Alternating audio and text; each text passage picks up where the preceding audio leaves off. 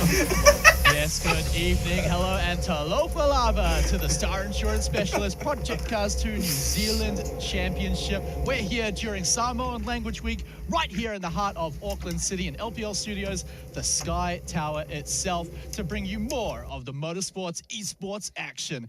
Guys, my name is Matt Ross, of course, and I've got Brendan White and Simon Chapman here today, as always.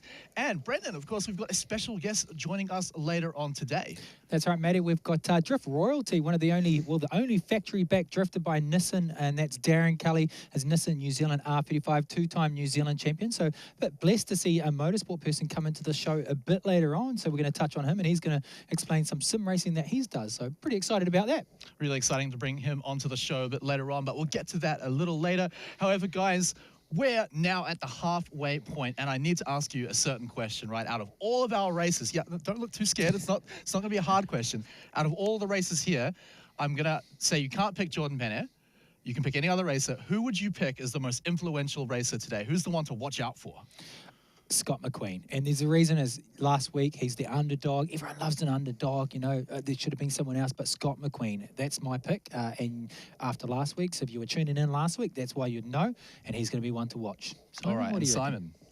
Yeah, I'm going to go on a different track here. I'm going to call Robert Northway. I believe he's racing from home tonight. Yes. So down in Christchurch, he's going to be racing remotely. He's going to be remoting in tonight to race with us. I think last week we saw an uncharacteristic sort of blemish on his career to date. It was bad, really, is all you can really describe it. To put it bluntly, yeah. Yeah, it was just, he wasn't in form, and I think perhaps the conditions just didn't suit him. He's a guy who has obviously got a one-lap pace. He's got world records all over the globe in all sorts of cars and circuits. So I think tonight will be his night, because we've got consistency, at least in terms of what we're racing on and some of the circuits at least. Yeah, excellent. And of course, tonight I'm actually going to be backing my boy Josh Ritchie, who I've definitely backed before. It's a good choice. Look, I backed Scott McQueen last week, and well, it worked out pretty well. Josh Ritchie for me tonight. However, if you guys at home want to have your own voice on this opinion, get onto Twitter and that social media, get the hashtag Project Cars 2 New Zealand and send it to Let's Play Live HQ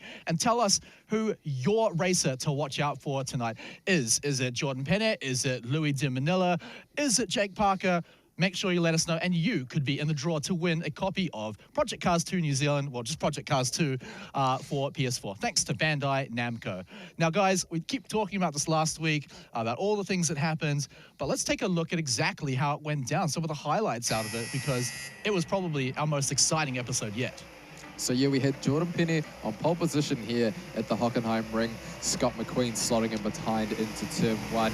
It was an interesting race. We thought there might be a little bit of carnage into turn one, but they fortunately managed to make their way through. Scott McQueen just showing his nose early on in the race, but there was plenty going on at the back of the pack. Scott McQueen, it took him a couple of laps to get sort of challenging for the lead, but then we saw it, lap 3, down the inside of the hairpin, a really good overtaking maneuver, and he just cleared out from there.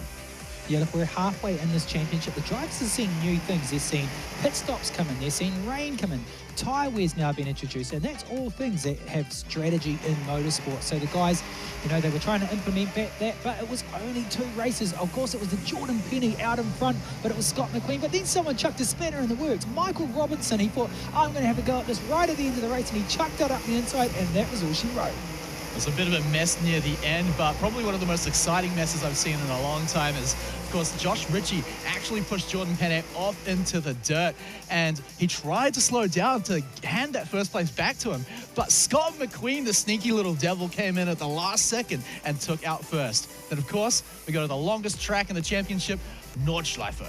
Yeah, this was a real interesting one. It was a long track, so they had to pace themselves out. But there's only one guy, and it wasn't the guy that we're suggesting. It's the man on screen right now. He said it from the start, and he was out clean air even more. It was all about him last week, but the battle was further on in the track with the interesting one, so to speak.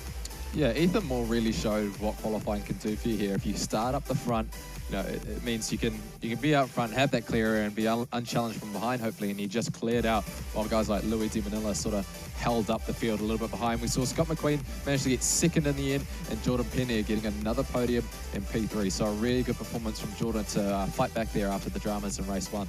And we can even take a look at the championship points that they earned during last week. And you can see Scott McQueen picked up 2 of the fastest laps, netting him a total of 45 points, the most out of any racer. Then, of course, Ethan Moore, again, a surprise up there with 40 points. Someone down there a little bit that I want to mention, Jordan Penne, normally right at the top, sitting in at 27 points for last week. But we've said it already, Robert Northway, all the way at the bottom with 2 8th-place finishes, is going to hurt him in the total championship points, which we'll take a look at in a second.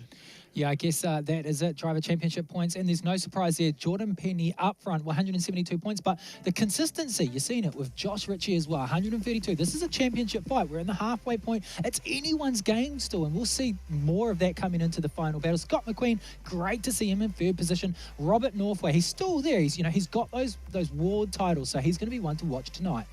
Yeah, and Robert Northway's got a ton of those fastest lap points as well. So, again, someone to watch out for, which is something that Simon brought up, is that Robert Northway is the guy to watch, playing from home today as well. Yeah, I'd like to see Robert really pick it up a little bit this weekend. Only 8 points in the last time, and he's got gobbled up there by Scott McQueen, so he's dropped back to 4th in the standings. Ethan Moore there in P5, Louis DeManilla in P6, Jack Kennedy Parker in P7, and obviously Michael Robertson rounding out the top 8. But yeah, Robert Northway, I don't know, like it's uncharacteristic to see him doing so poorly, but I think, yeah, tonight's his night. Well, he's going to be at home. He's going to be relaxed. And he's probably tuned in right now and watching. So that's a key element. He's not going to be having the anxiety or the nerves that he's got here. So he's at home tuned in. Simon's mum and dad, they're also tuned in. So hi to Simon's mum and dad. And also, Maddie, your mum's in the studio My mum's in the studio and That's she's pretty having cool. a watch. So hi, Mum. It's always good to see you.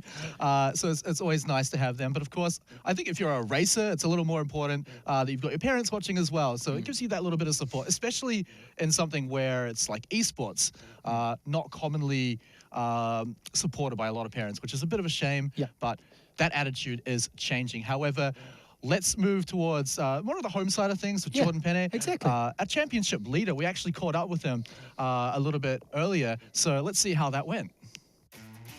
The thing that sparked sim racing for me was walking into Dick Smith a few years ago and seeing a Logitech G27 and for the first time and being like, wow, I didn't know they did things this awesome and had a gear shifter and everything like that. And it wasn't until a little while later that I had found myself with a wheel. Here at home, my current sim racing setup consists of pedals, you've got the wheel, you've got the gear shifter, I've also got a handbrake. The wheel on these things, it has a couple of motors in it. It's got a drive belt, so what it does is it mimics the real life forces that you feel in a car. Keeping the car under control is just, everything is just through the force feedback in the wheel, but it's great for realism. Also other parts on my rig, I'll go to my pedals. These particular pedals are quite good. The good thing about these pedals is that they have, the brake is actually measured by brake pressure. It's pretty realistic. I can go from there to my real car and I've actually learned something and I can actually drive my real car better because of what I've done in the sim.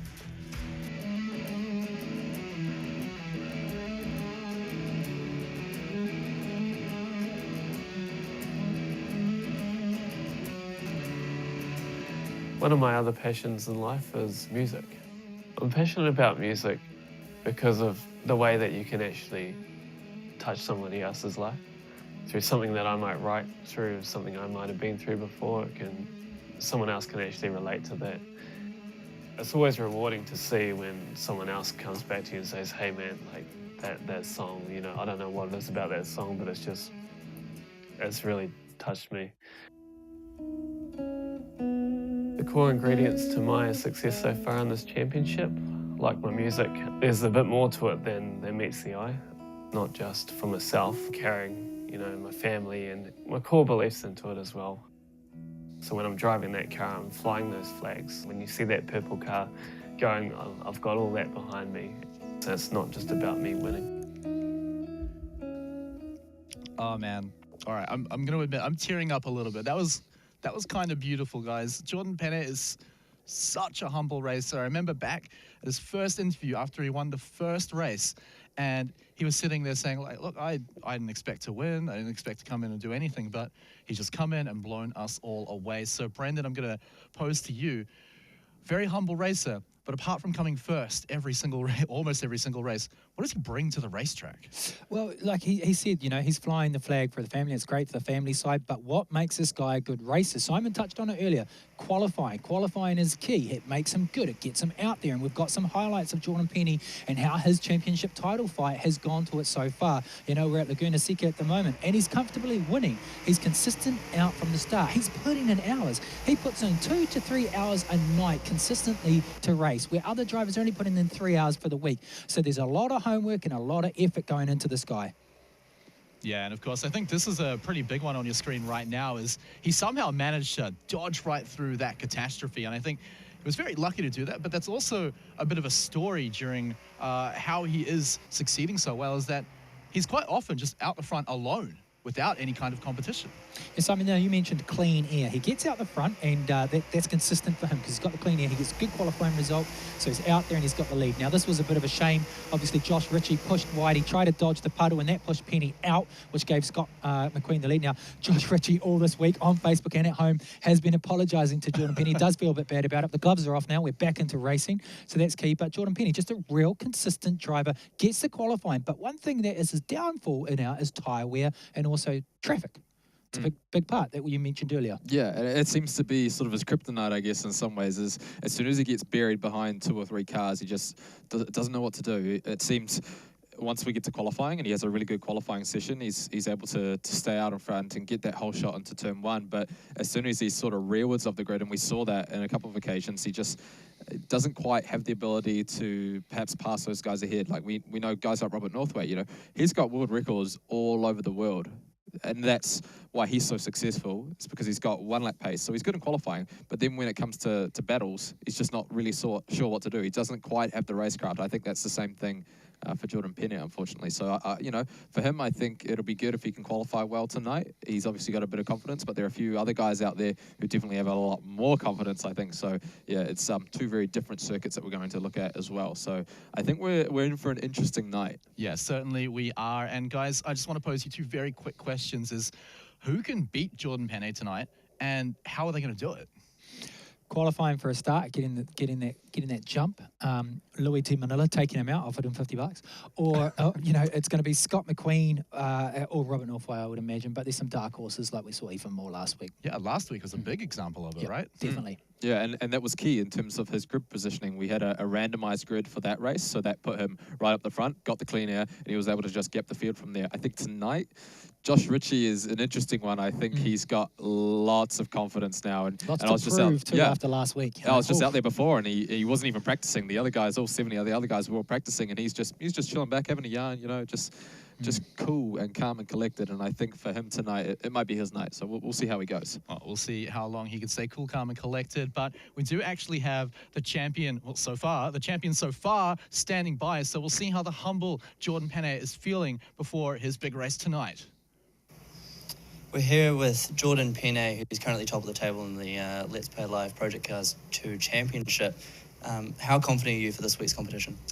I'm feeling pretty confident, especially on Barcelona, maybe not as much on Le Mans, but a lot better than the last races where there was kind of a mix-up of starting positions on the grid and a few other issues from other players. Awesome. And you're currently on the top of the table for the 4th week in a row. How are you handling that pressure?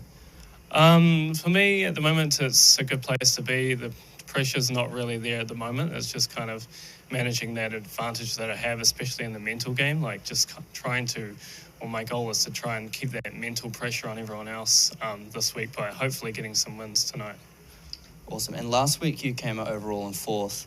What have you done this week in terms of adjustments to make sure that doesn't happen again? Just probably try to watch what's happening in the time sector between me and everyone else. I think everyone else might have taken turn 1 a bit wide to catch up to me and McQueen last week, which caused a bit of chaos at the end. But just trying to give the other player a bit more room, hopefully, and settle for second. Awesome. And now we've sent our crew and we've gone and checked out your home setup. How many hours are you putting in a week to practice for these competitions? To be honest, but probably between 2 and 3 hours a day, except for Wednesdays and Mondays, because those are the days that I choose to rest.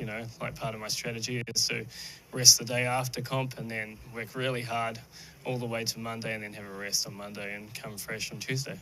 Awesome. And you've spoken about the tracks a little bit. We're in Spain tonight. How can we expect, the purple car to turn out tonight on that podium? I think you can expect some good performance from the purple car tonight. Feeling pretty confident. Have the top time and time trial out of all of us so far at the moment. So should see some pretty good racing. Awesome. Well, best of luck tonight, mate. Cheers. Thanks very much. All right, well, there we have it, guys. Our championship leader so far, Jordan Penne. But, guys, let's take a look at where we're going to be racing tonight, because we're going all the way to Europe, and we've got some really interesting tracks. Yes, so we've got 2 tracks in Europe.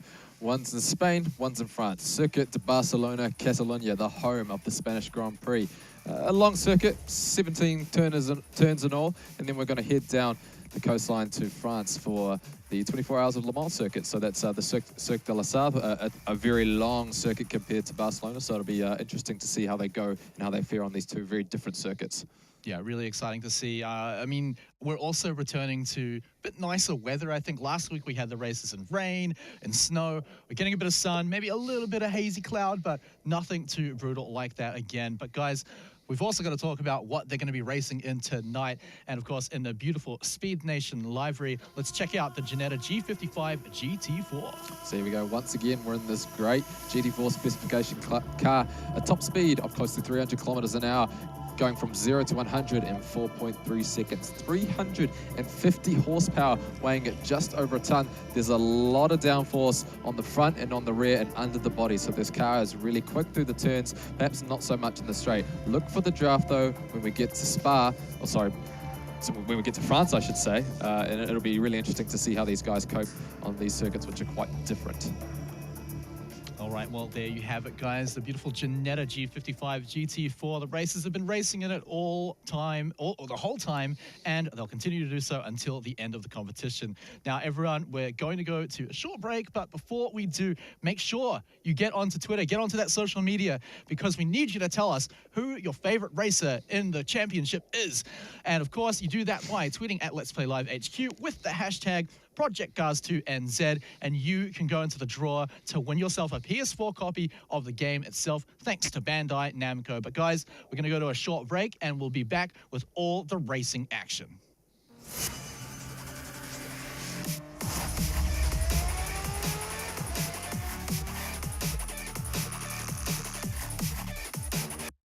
Like us, you're passionate about cars.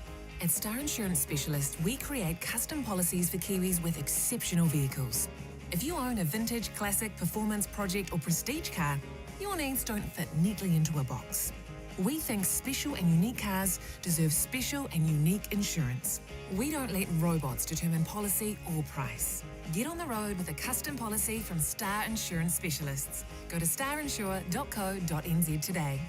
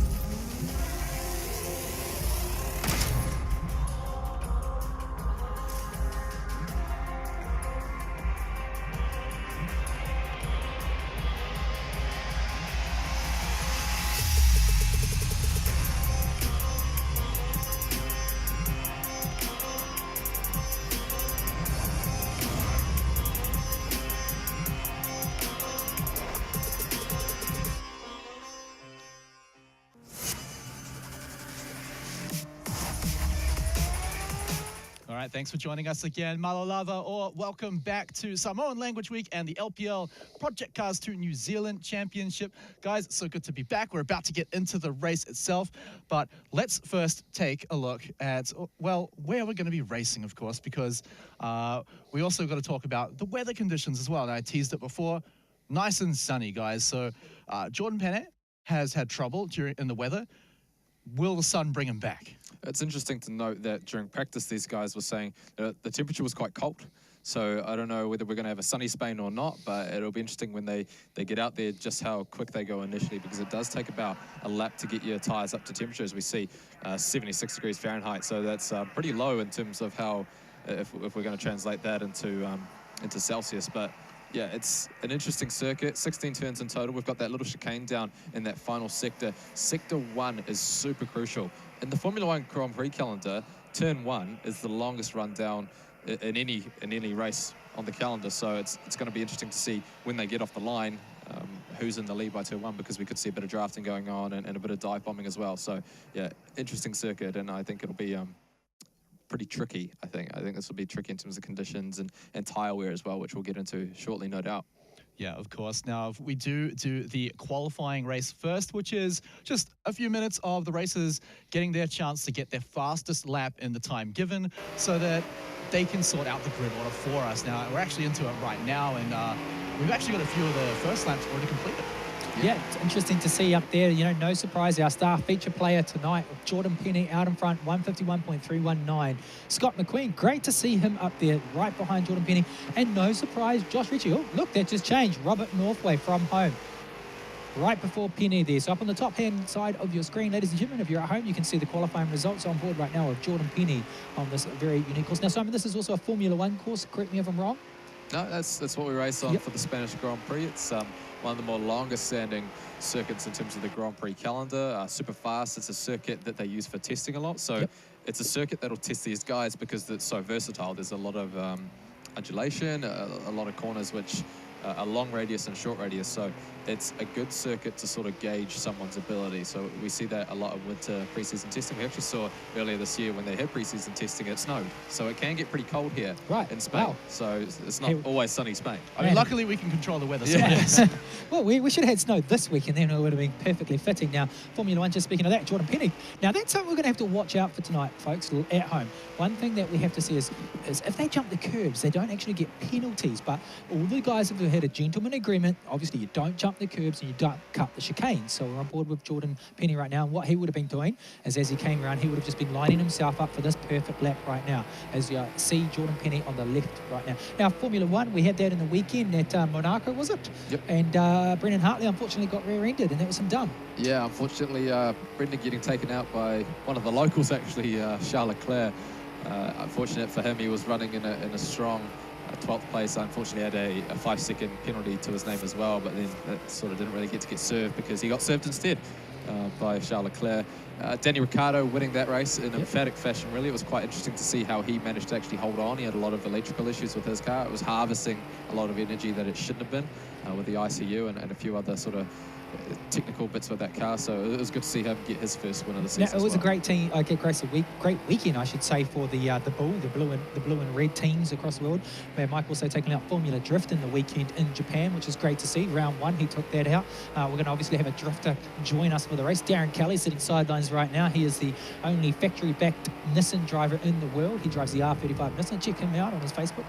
Right now, we're obviously on board with Jordan Penne. Now he's backed up, so we saw he cut the curbs coming into this lap, and he's banked a really good lap. Robert Northway, you're at home. You're obviously tuned into us as well. He's going to be relaxed, and he's at home, and he's going to be banking those laps. So you see them in second.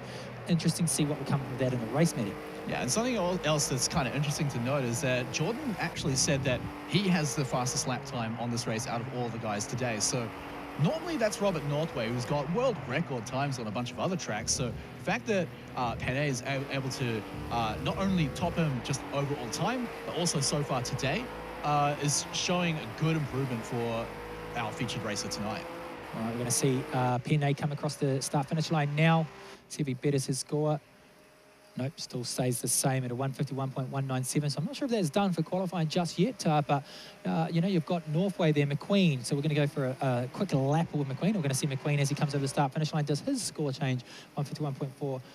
6-1. And we've got Richie there. So Josh Richie, that's who your money's on tonight, Maddie. So he's currently sitting in fourth. So me and Simon are doing pretty good here with McQueen up in third position. And it's not really a surprise to see Ethan. Would like to see him. He did say that his favourite's the second track tonight, which is Le Mans, the 24-hour race. For those tuned in at home, 24 hours. It's actually a street circuit normally. So that's our second race. Sorry, it's actually a normal road. And then it gets converted into this 24-hour race. So you see more there in fifth position. Hopefully we see something good from him. And then Parker and Robinson rounding out the bottom, and obviously Louis in sixth position. One of the interesting things to note in this grid now is we're seeing the times really sort of narrow up. Apart from Michael Robinson down in P8 there, the top 7 are covered by only 9/10 of a second. So it's starting to really narrow up in terms of what these guys are capable of, and we're seeing that margin between Jordan Penne and Robert Northway narrow to just 0.05 of a second. So it's only a whisker really between the first few guys. But I think if you're someone like Ethan Moore or Josh Ritchie even, it's only going to take one really good corner to hopefully get you back up to the top there, as we see Scott McQueen just going for a little bit of a play in the sandpit. Yeah, now that's not obviously going to give him an advantage if you're new to racing at home. What you're looking out for is curb jumping, so hitting the apex way too early and jumping the curb, or you're actually even looking at them taking a wide line to get that advantage. So straight through here, curb to curb. What you want to see is a nice clean curb to curb, not them actually up over the curb to try to get that advantage within the game. Now there's a few comments on social media around this whole thing about last week about people jumping the chicanes or jumping the curb, so it's one to watch out for tonight if you're tuning in at home. Well, I mean, the thing is, last week, I didn't see anyone do anything like that intentionally. If it was ever done, it was usually just as the result of someone else, crashing or someone else giving them a bit of a love tap.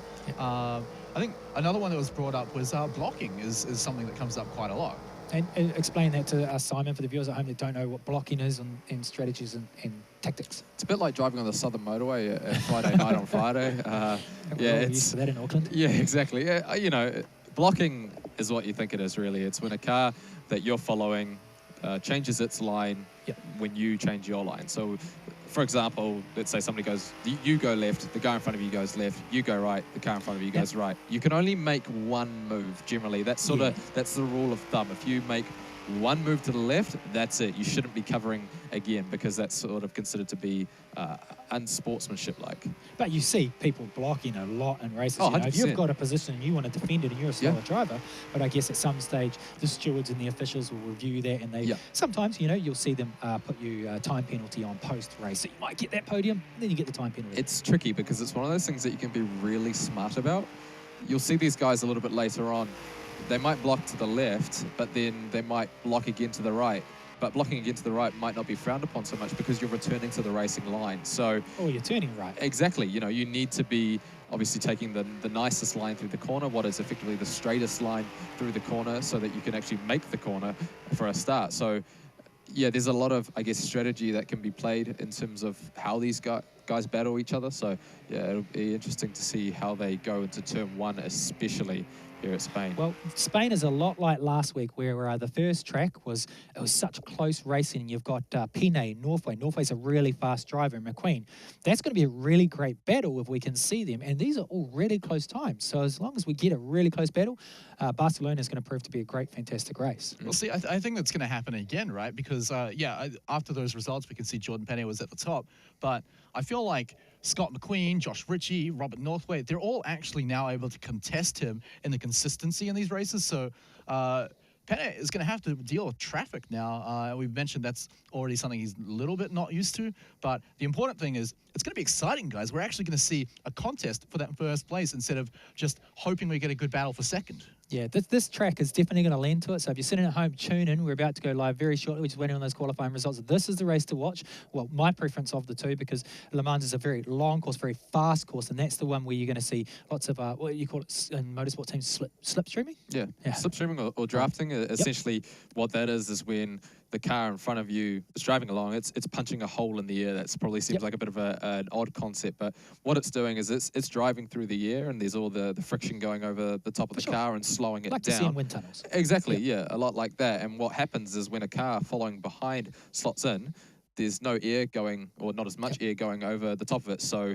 it's got less resistance in terms of when it's driving along. So that can make it catch up. And the rad thing about Project Cars too is they emulate all this. Obviously, Yeah, yeah. everything like that in real racing is actually in this game. So pretty cool. Yeah, and we can bring Darren in a little bit later to have a chat about that, and maybe if slipstreaming even happens in drifting and that side of things. So yeah, it'll be interesting to get his thoughts a little bit later on. But that's the great thing about the simulation, right, is that you get all the magic of real motorsports. I mean, I say real, but I mean, this is as close to real as it gets, right? Because you're saying you still get the slipstreaming in all of the races. You get all of the downforce, tire wear, everything, like to the point where the wheel you're holding feels like a real wheel in an actual car, right? Yeah, and you can take a lot of these skills to real world motorsports, which is something I think is incredible, right? We do have the results for the qualifying, so let's take a look at that. And remember, of course, Jordan Penney sitting right there at the top with the fastest lap time. But I feel like this so far is almost exactly what our championship leaderboard looks like at the moment, except changing Robert Northway up a little bit more. Yeah, Robert Northway sitting in second position, very comfortable at home. He's from Christchurch, so we're live here right now in the Sky Tower, so he doesn't come up every week. So great thing about sim racing is you can tune in anywhere in the world, and we'll touch on that a bit later. Scott McQueen, great to see him up there. You know, if only having the game 3 weeks, good to see. Josh Ritchie, good starting position for him. Remember, this is a championship title fight, so these guys are after those points. Bit of a shame they bit down for Ethan Moore. Yeah, I think he probably would have been aiming a little bit higher. Maybe just a couple of corners didn't get quite right. I'm a little bit surprised to see Josh sitting there in P4. He was super confident coming into qualifying this evening, and he wasn't even going out for practice laps before because he thought he could be just that quick. But, you know, he's 4/10 off the back of Jordan Penney after 2 laps or 3 laps. You know, that's a second margin that he could be losing off the start. So I think don't be surprised if you see Josh just send it down the inside at turn 1. I think we're going to see a bit of that. We see Jake Parker and Michael Robinson rounding out the qualifying order there. So on pole position will be Jordan Penney, side by side with Robert Northway. Behind them, paired up will be Scott McQueen and Josh Ritchie. The 2 pairs behind that, Ethan Moore, Louis de Minella, and then Jake Parker and Michael Robinson. Don't discount those bottom ones. Louis de Minella, Jake Parker, those guys can really upset if they send it down the start. You know, argy-bargy. We saw them race 1 at the very start at Laguna, so who knows what we're about to see at this race at Barcelona. Yeah, the point is we've seen all of these races. Every single one of the 8 races we have here tonight, they've all had a contest up for the front pack of the race. So especially last week, we saw a big mix-up of who we expected to be up the front. We're very close to getting into the race, moments away, in fact. So I'm really excited. I mean, we've got Jordan Penney back up in pole position again, and you guys have said how important that really is. Yeah, look at going back what we just saw. Josh Ritchie looks quite nervous. He's looking around. He's sort of Jordan Penney, real relaxed, all laughs, and Ethan Moore looks very relaxed. But yeah, it's definitely funny to see. Look, there we go. Josh Ritchie just doesn't look happy. Josh Ritchie, he can't hear us, but he sits right next to Jordan Penney. Last week he took Jordan Penney out. Scott McQueen, the man from Tauranga right now, you know, very relaxed as well. So relax. They've got how many laps? 14 laps are we on? 15 laps, I 15 think. 15 laps. So we are about to go live, Simon. I'll let you introduce this race, as you love to do. So here we go. Jordan Penney on pole position. Robert Northway alongside him. The lights are going to go out, and we will go racing for one of the most interesting rundown to turn 1. Let's see who gets the whole shot. We might see a little bit of drafting here as my 2 co-commentators get in front of the screen. So we're going to watch Jordan Penney here. He's got the lead, it looks like. Maybe Northway's going to put in a good challenge. Looks like maybe Scott McQueen's going to slot into P3 there. Can Penney hold on to the lead? Northway's going to go around the outside and get the inside into turn 2, and that's a really clean maneuver there by Robert Northway. Good move to see him get up into the lead. Penney slotting into P2, and McQueen putting in a hard charge to get around Penney here. Into turn 4 we go. Robert Northway currently leading just by a few car lengths. Can McQueen send it around the outside? Maybe a little bit of contact heading into this fast right-handed sweeper, but it looks like Robert Northway, he's got this under control at the moment. Yeah, McQueen is actually getting a bit of a challenge there from Josh Ritchie. As you see on the right-hand side of your screen, he's going to take a look, goes around the outside. Bit of bumping going on there, and obviously Josh Ritchie's going to be, and he gets it. Josh Ritchie takes it. He sits into 3rd position now. Josh Ritchie's obviously going to be very aware that he had mistakes last week with the crashes. He didn't get penalised for it, but you'll watch him. A bit of a curb popping there. Now, those are the things to watch out for as we get further down in the race. Northway is now taking the lead. Northway sits in 3rd position. Penney in 2nd. Sitting in 3rd, Ritchie, McQueen in 4th. Moore, good to see Moore still up there. Robinson, Manila and Parker. No surprises down the back there as Manila takes a squeeze down the back, but good to see. Yeah, Robert Northway in from Christchurch, sitting in first position. Looks like Richie maybe made a little bit of a mistake there, opening up the door there for Scott McQueen. McQueen hustling to get back past and onto that podium position. Can he send it down the inside here into the chicane? Maybe not. This is a tough place to pass, and they generally don't try and make a pass through the section just because it is so tight. Try and get a good run out of the chicane and onto the front straight, because this is a really good opportunity to get that slipstream. These guys are just about topping out in 6th gear at close to 270 kilometres. But now we'll see at the end of lap 1, it's going to be Robert Northway leads the field, Jordan Penne into P2, Josh Ritchie P3, Scott McQueen in P4, and Ethan Moore rounding out the top 5. It's been a relatively clean first lap here at Spain. No drama to speak of just yet. Jordan Penne just holding position, and this is one of the things that he was saying a little bit earlier. If he doesn't get the greatest start, you know, he can just hold station in P2. It actually looks like he got a really good run there down the front straight. He's really closed that margin to Robert Northway as we head into the first sector. Now, what you got to remember though is these times, they're very, very close times. These guys are all banking really similar scores. The top 5 were in sort of 151s when they were around there when we were qualifying. So, you know, you've got to watch this as Penne now takes the inside line. He's not going to get it. We've still got Ritchie there. We've got McQueen there. And we've also got the man himself, 2-time New Zealand champion, you know, factory back Nissan R35 driver, which is Darren Kelly. Hey, Darren, thanks for joining us in the commentary booth tonight. Yeah, thanks for having me. So, you know, you've just finished your season. Great. How did it go? How did it go for you while we watched this race? Yeah, well, we'll try to fit in some information in between the action on screen. But, yeah, we had a pretty good season. We were leading the championship through some of it, and me and my teammate Cole Armstrong ended up taking out first and second in the championship, me second, and going back-to-back in championship. So, yeah, good result for our team, and it was a good way to end the season. Now, so you're backed by Nissan, which is great because you're the only factory-back drifter in the world by Nissan. You know, you got the R35, headlights $5,000. You know, I think you're a bit crazy there, but obviously it pays off for you. You're working really well. There's potentially some international travel plans that we hear rumours on. We're not going to touch on those because I hear it's secret squirrel.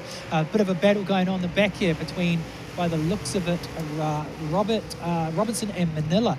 Good little battle going on there. We always see good little battles in the back here as they all jump the curb.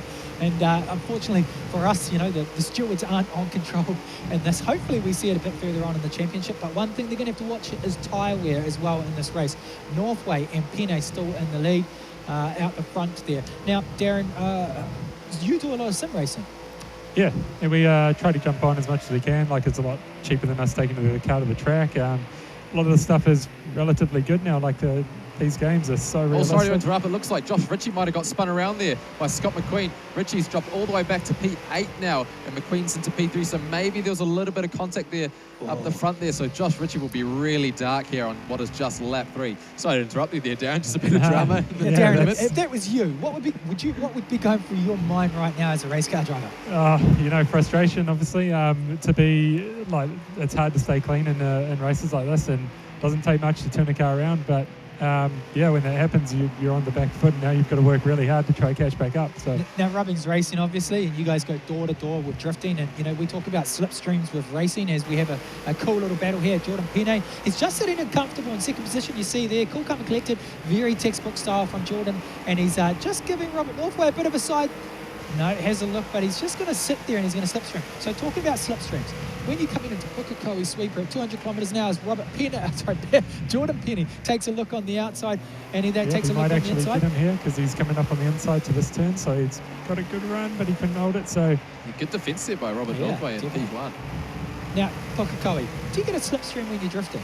Have you at that speed and you're side by side, or avoid there behind them? Well, this year we actually changed it up a bit. So previously we've had an entry where we just come down the front straight at a certain speed and accelerate from the bridge into turn 1 at 200 k's. So this year we had a standing start and a lead car went through a chicane, and then accelerated from that point, which was pretty much flat.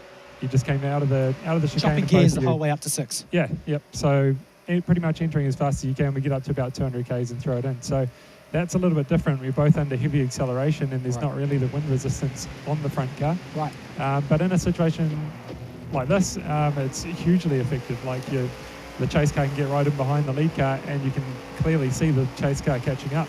And then that opens up a good opportunity for the lead car to dive into the inside of the track and then try to outbrake. And as long as they get far enough up, then they can sort of hold that line and hold that outside car out. And then that's what makes for the pass. Now, one thing you were explaining to me earlier, because you play on this quite a lot, is you're saying you actually got to find where the resistance in the break and then work yourself backwards as you're coming in these games. Yeah, so like you obviously want to come in and break as late as you can and have as much braking as possible without locking the wheels up, because once you lock the wheels up, then you get understeer, it unsettles the car, and you can't really turn in. So you've got to be right on that verge. You want to be stopping as fast as you can without locking the brakes. And most cars on here don't have ABS, or you don't run the ABS, so you've really got to control that in the brake pedal. Right, Ethan Moore on board right now, and he's having a little tussle here with Scott McQueen. Scott McQueen had great battles last weekend, and this is the driver that we're, well, that's my money's on. I'd love to see him get a podium this week's one. Yeah, my man is currently in the lead, so I'm doing a pretty good job, but it looks like it's a really good battle there emerging at the front. Ethan Moore doing a really good job there to hustle and get that car up behind Scott McQueen. McQueen, you sort of wonder whether we could have a bit of a judicial inquiry. Maybe Richie throws his hands up in the air after this race and goes, what the heck, guys? You know, I just got taken out, because it looked like McQueen came from a long way back. Hopefully we'll get a replay a little bit later on, but yeah, it looked like maybe McQueen came from a really long way back. Well, Jordan Penny still sitting there right on the back bumper of Robert Northway. Gives a bit of a, it's interesting how they go to the right of the track here and then they veer off to the left. Why do they do that rather than staying in a straight line? Is that just to get the slipway? That's why he's burned him behind Robert Northway, to just get that slipstream as he's coming up This is what straight. we're talking about. When you do that slipstream, you want to break it if you're in the lead. You want to be moving out of the line effectively of the guy who's chasing you. It's sort of considered not to be blocking too much if you weave a little bit on the front straight, but if they're really close behind you and you start moving around all the time, then that's when they're going to start frowning on you. And it looks like Ethan Moore's putting in a really good charge here, set one of his personal best laps that last time around. It looks like we've got a really good battle here. Penny is going to go around the outside of Northway. If he can hang around there, he might be able to slip up the inside into what is the turn 6 hairpin. Doesn't look like he's quite got the momentum, but it's compromising Robert Northway's line. That is the crucial thing here. Penny is putting on a lot of pressure, and it looks like Northway is just maybe having a little, maybe 1 or 2 mistakes just creeping into his drive at the moment. Penny has definitely got the pace to be out in front, but he just can't quite make a move stick as we see Northway get quite loose. Now, Darren, do you look in your rear vision mirror at this point? I think eyes forward, right? Yeah, keep your eyes forward, focus on what you got in front of you. But obviously, with the car that close, you can't really ignore it. You've got to be aware of what they're doing and where they're going to try to make a move on you. So, as you can see, he's doing really well from behind there, like keeping it clean and just waiting for an opportunity for to basically get past and outbrake the guy in front. So, yeah, he's doing a really good job, and I wouldn't be surprised if there's a pass soon. And he did say this earlier. He said in his interview, he doesn't mind sitting in second position this race. He'd rather sit in second position, put the pressure on someone in front, and then just attack or slowly bite at it. And he'd rather take a second position than be taken out altogether. I have cough Josh Ritchie. So in that sense, from last week, it's very interesting to see. So he's in a comfortable position. He's not getting challenged right now by McQueen. He's 0.2 of a second behind him now. Down. A great thing to see here, Matt brings it up all the time, obviously, the difference in between and how much of motorsport and sim racing is actually swapping over. Last night, I was watching the wingless. I've really gotten into this just recently, and I was watching the New Zealand Championship. Speed Nation, one of our great sponsors here, was presenting it. McQueen like now drops behind Moore. He just lost a position, but he's going to look back and get it. Good little battle here for third and fourth position. McQueen now tries to take it back on the outside of Moore, puts the horsepower down, the pedal to the metal, it should, so to speak. And it's going to be Moore if he gets the braking on the inside line here. Nice little battle side by side as they come around. McQueen, though, has to give it up, and Moore defends that place. So we were watching the wingless championship speedway racing, and there's sim racing again, but I was just flabbergasted. I tune in, there's 38 people watching of that. There's yourself, Darren Kelly, there's Mad Mike, he's just won the Formula Drift in Japan. He's one of probably the world's biggest drifter. You've got Shane Van Gisbergen racing, you've got Brad Mosen, a top speed, but you're talking like motorsport royalty playing these games. Yeah, like we said before, like the realism and the way it all transfers over, and the way that these games are really developing now is amazing. And for that, for example, is dirt racing. Whoa, Jordan Penny takes a little bit of a touch. Now, I don't know if we'll get a replay on that, but whether Northway just locked it up and Penny gave him a little bit of a tap coming into that corner. But, like we say, Robbins Racing, there's going to be a little bit of touch in here. Penny takes the wide line now. So they settle back in, but we could see if we could get a replay on that. But no changes as far as that. McQueen now gets the position back in third position. There's my English doing so well. It's Samoan English week, so no, not to worry there anyway. third to fourth position. Moore has now obviously dropped that place. See there down the back, there's a bit of a, I guess, a good race going on in between third, fourth and fifth. Now, Robert Northway is obviously looking in that fifth position as well. So good to see now games that you play, Daryl. Hang on, just wait here as Northway Moore, get it right, Brendan. Moore takes a look under the brakes.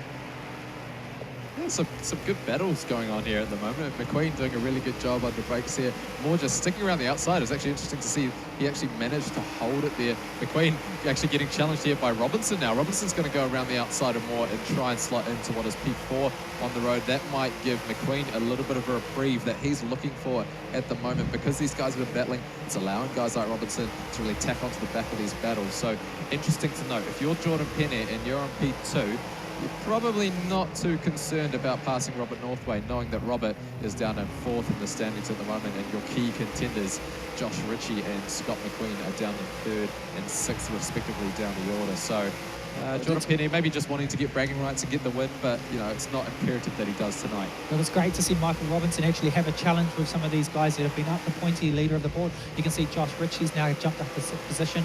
So Parker and Manila, they're sitting back down where they usually sit.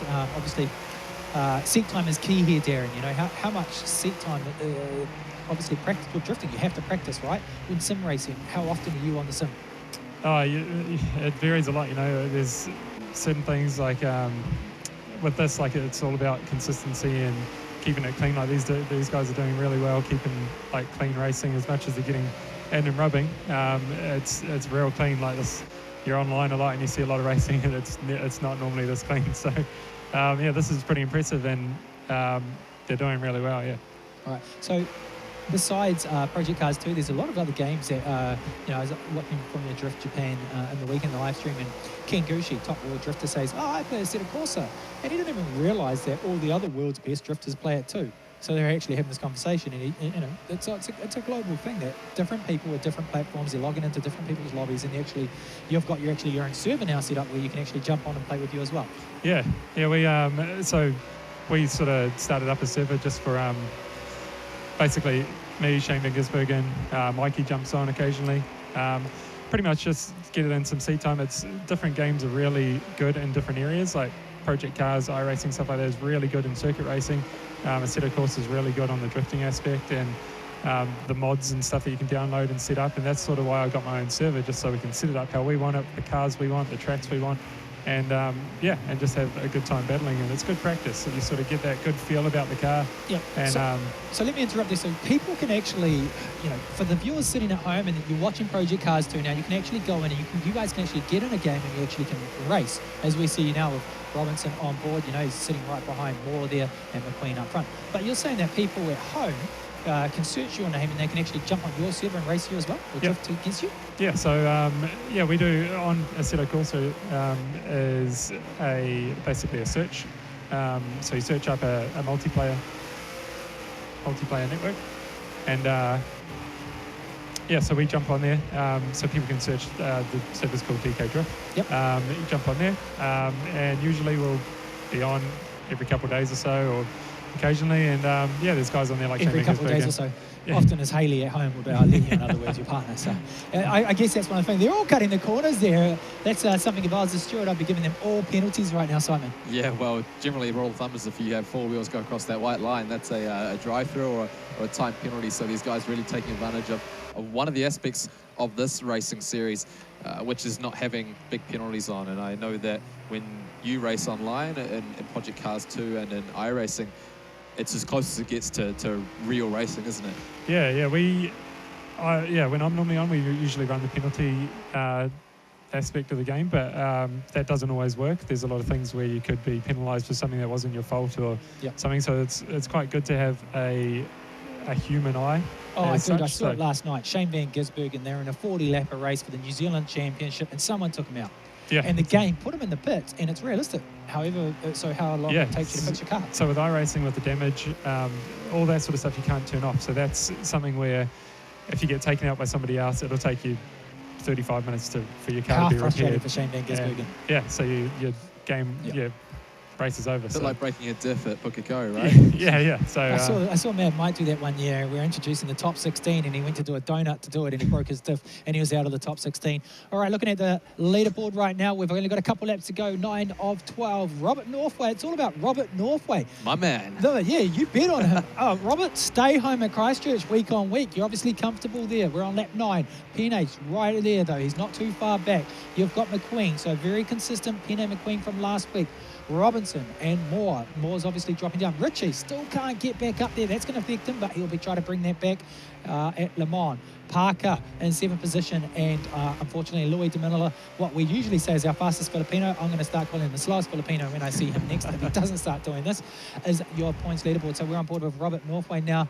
Watching him, what a great race from Robert Northway. He's got his consistency back, and you know he's got those points, he's got those world titles. This is the guy. We're only halfway in the championship, ladies and gentlemen, so this is the guy to watch as well, Simon.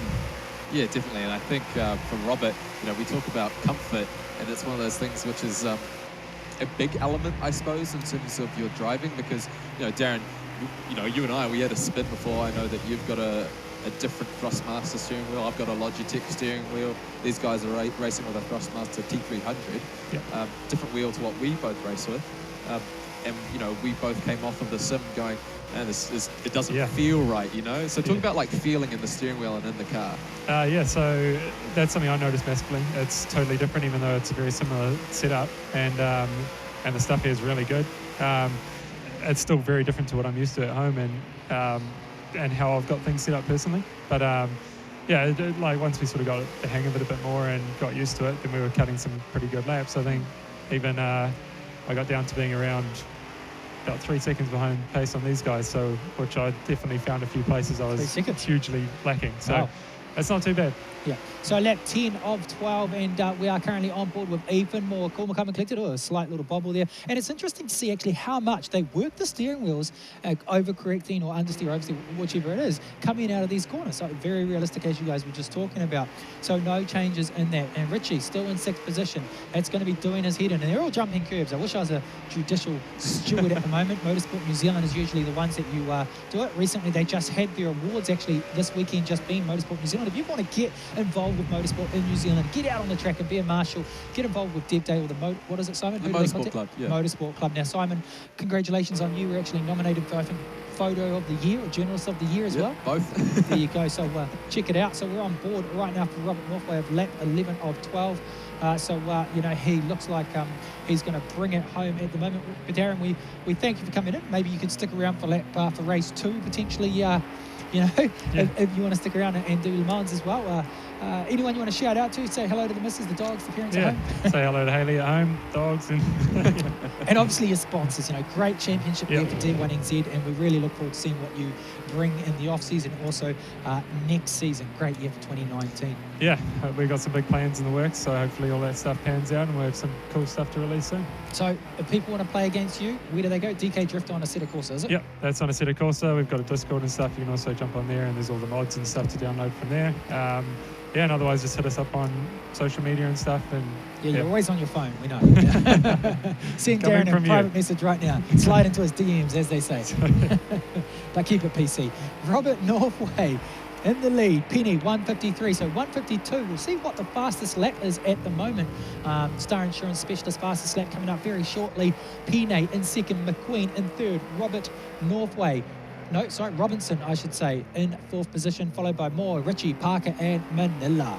Interesting to see that Pene has just dropped back a couple of seconds now. Maybe his tyres have just gone off at the end of this race, not quite having the ability to keep up with Robert Northway. Maybe just consolidating, saying, you know, I've got P2, I'm happy there. We spoke with him a little bit earlier tonight, and he said that P2's not a bad finishing position. It's still on the podium. You still net about 18 or 20 points, and with a few more, you can even with that fastest lap, you get one more to your name. So Robert Northway on board here at Circuit de Barcelona, Catalunya. We've got one more lap to go, and we might just see Robert Northway get what will be, I believe, his first win of the season potentially. I'd have to ask Matt about that. I'm not quite sure.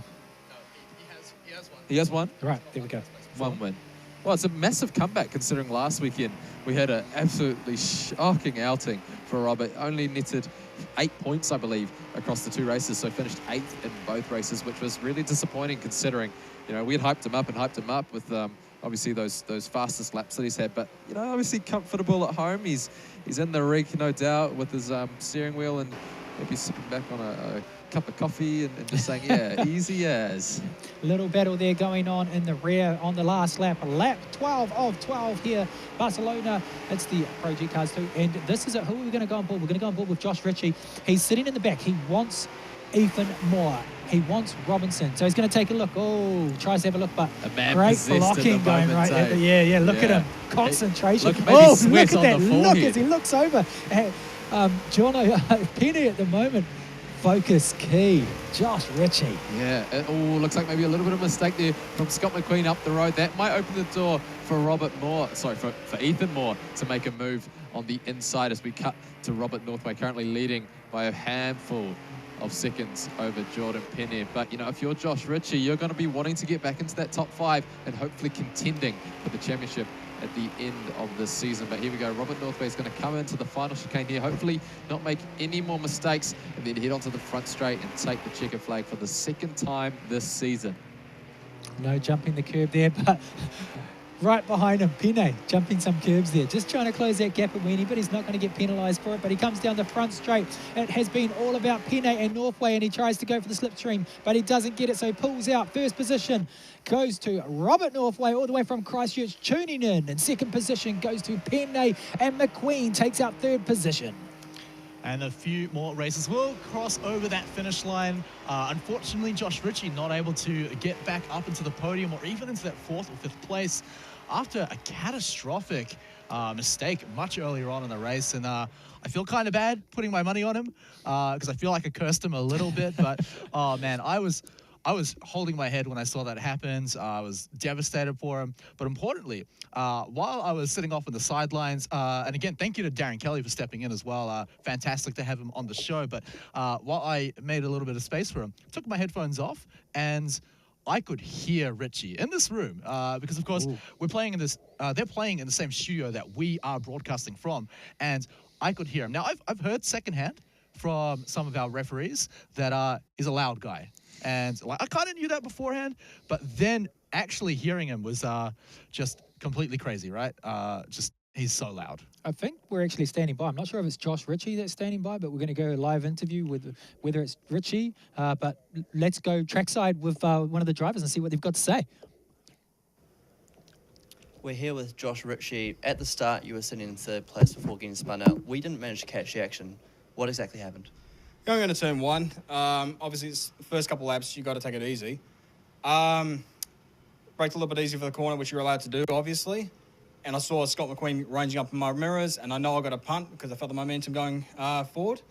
So, in short, I was spun around by Scott McQueen. He didn't relinquish the position, and he got 3rd. I got 6th.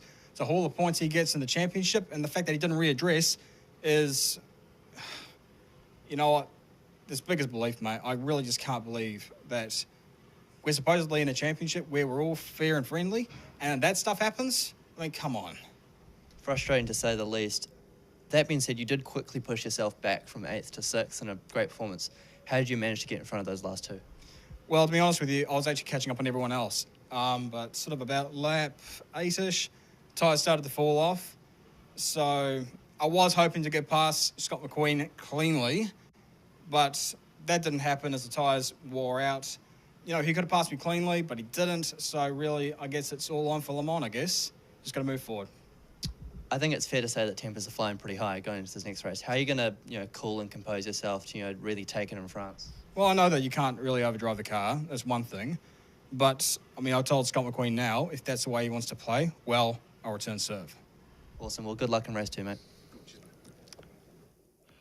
That is going to be our spiciest interview so far. Drama. Wow. Awesome. Ladies and gentlemen, Project Cars 2. Josh Ritchie is livid, and we've just heard it right there from the horse's mouth. It could be Archie Bargy. That was absolutely crazy. Now, guys, I mean, he was asking in the interview, but How do you go from something like that? And this is, it's something that goes across all games. It comes from poker, tilt, right? You're mad after that result, and understandably so. How do you compose yourself after that? Well, Josh Ritchie, you know, you've got to love him. He's an emotional guy. Wears his heart on his sleeve, and you've just seen it in an interview there. I want to get that guy in a race car sometime against someone, even on the go-karts. You know, put him on the Hampton Downs go-kart course with Scott McQueen and Josh Ritchie. But, you know, it's racing, and accidents do happen. It might not be intentional. There's always two sides to the story. We don't know what Scott McQueen went on. We didn't see it on the TV. So for Josh Ritchie, he's just got to get back in the seat. He's got to compose himself, and he's got to go racing. Championship points, championship title fight.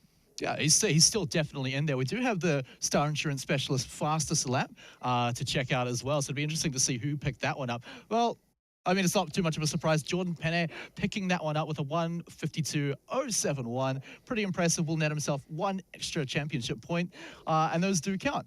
But something that I do want to remind everyone is that of course, you can jump onto social media to earn yourself a copy of the game. Oh, that's why you're on your phone, trying to win a copy?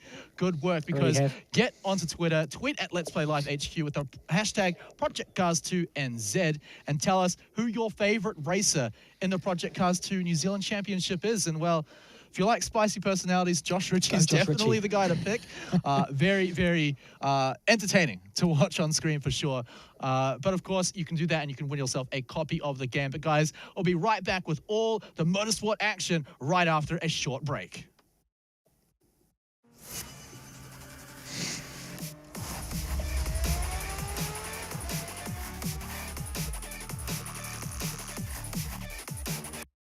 Like us, you're passionate about cars. At Star Insurance Specialist, we create custom policies for Kiwis with exceptional vehicles. If you own a vintage, classic, performance, project or prestige car, your needs don't fit neatly into a box. We think special and unique cars deserve special and unique insurance. We don't let robots determine policy or price. Get on the road with a custom policy from Star Insurance Specialists. Go to starinsure.co.nz today.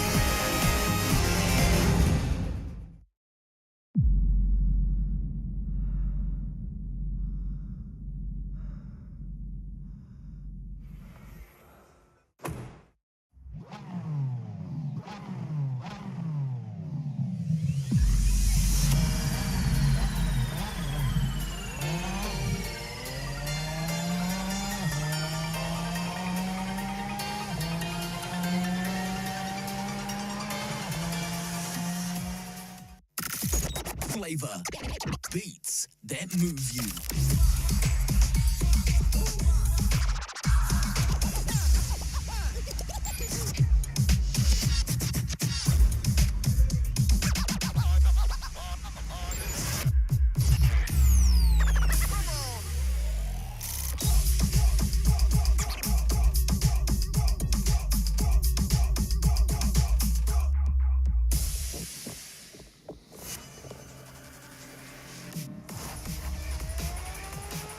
All right, thanks for joining us once more. Malo lava, or welcome back during Samoan Language Week here in the Sky Tower itself at LPL Studios with the Star Insurance Specialist Project Cars 2 New Zealand Championship. You're back here with Matt, Simon, and Brendan. We're here to bring you all of the sim racing esports action. And guys, we had a fantastic first race, and I feel like the best finish ever with that interview. Yeah, you know, if you want action and you want passion, you just got it here right then. And important facts I really want to address with you, Simon. Josh Ritchie just touched on, if you guys weren't watching, there was an accident. And in motorsport, there would potentially be looking at readdress or he dropped the position. Is he right in saying that? Should if he had dropped, if it was his fault, should he drop positions back? It was tricky because we didn't really get to see the incident in full. From what we saw on the circuit, it looked like Josh was taking the normal racing line and Scott just sent it down the inside and just turned him around. Unfortunately, we don't have a replay for that. Maybe it'll be interesting to see what Scott has to say about that incident. But yeah, generally speaking, in that sense, if you're not more than, say, 2/3 of the way up on the car, or if you come from way too far behind, then it's considered to be a bit of a dick move, I suppose, in some ways. Oh, harsh words. Yeah. Well, I mean, the great thing is, with the sim racing is you can actually save a replay of that very race, and you can go back into it and check out the perspective of every racer. So it's pretty great. You can go back and see exactly whose fault it actually was. So moving on, though, guys, because we do have 2 races every night. We're going to a new track, going to France. So here we go. The 24 Hours of Le Mans hosted at Circuit de la Sarthe, one of the longest circuits, the second longest circuit on the calendar. It takes about 4 minutes to do a lap around here. It's slightly foggy conditions for the drivers today. It won't affect them too much, but what'll be interesting to see is how they qualify and how they get around the circuit. From what we understand, they're topping out at the top end of 6th gear. So they're hitting that rev limiter all the way down the Mulsanne straight, which you can see there down the back end. So yeah, I think this will be interesting. We may see a bit of drafting going on. Maybe we'll see Josh Ritchie just take Scott McQueen out. Who knows? Well, guys, just like every other race, we're going to have the qualifying section first. All the racers are given a few minutes to get their best lap time. And I've got to say, if you are feeling a little emotional from the first race, you've got some time to cool off a little bit, at least qualifying here. I mean, yes, it's good to get that top pole position from the best qualifying lap, but look, if you're just feeling a little ruffled from the first race, regardless of what the results were, you've got a bit of time to cool off. Yeah, well, let's take a who's your money on. I'm gonna actually go this time with Robert Northway. So I'm gonna pick Robert Northway. So yeah, I'm changing. I'm just saying in this race after the first race, yeah, I'm stealing your guy. Hey, I'm still Scott McQueen, but who would your money be on this race? Well, Brendan, I don't think it's quite summer yet, but you seem to be flip-flopping a little bit because you can't just jump to someone else. You've got to stick with your boy Scott McQueen. Hey, he did pretty well. Different race, different country. Okay, well, regardless, I'm going to stick to my guy, Josh Ritchie. Okay. Hopefully, I don't curse him this time. Sorry if I did in the first race, but look, Josh Ritchie is a consistently good racer. Despite his poor finish in the first race, a lot of that was potentially not even his fault. So I feel like he's got a great chance to come back in this one. And Simon, we'll also get your pick for this one. You going to flip-flop as well? I'll just be really boring and just say Jordan, but that'd be too easy, wouldn't it? No, but the point is you're not allowed to pick Jordan. Yeah, well, I suppose... Maybe you are, because he didn't even finish first. Probably Ethan Moore, to be fair. I think he's done it right, but it's an interesting to note in this session, we get 14, maybe even 15 minutes for this qualifying session. They'll get maybe a maximum of 3 or 4 laps around this circuit because it is just so long. So interesting to see already these guys are out on track. I think we'll see the first sort of times coming through by the end, but I think Josh Ritchie is going to be a fight-up man. He has just read Scott McQueen the riot act after that last race, and I think, I wouldn't be surprised if Josh just sandbags here, starts from the back and tries to send it up the inside and take out Scott. Well, last week he was joking around saying, I'm in it for the money and the fame.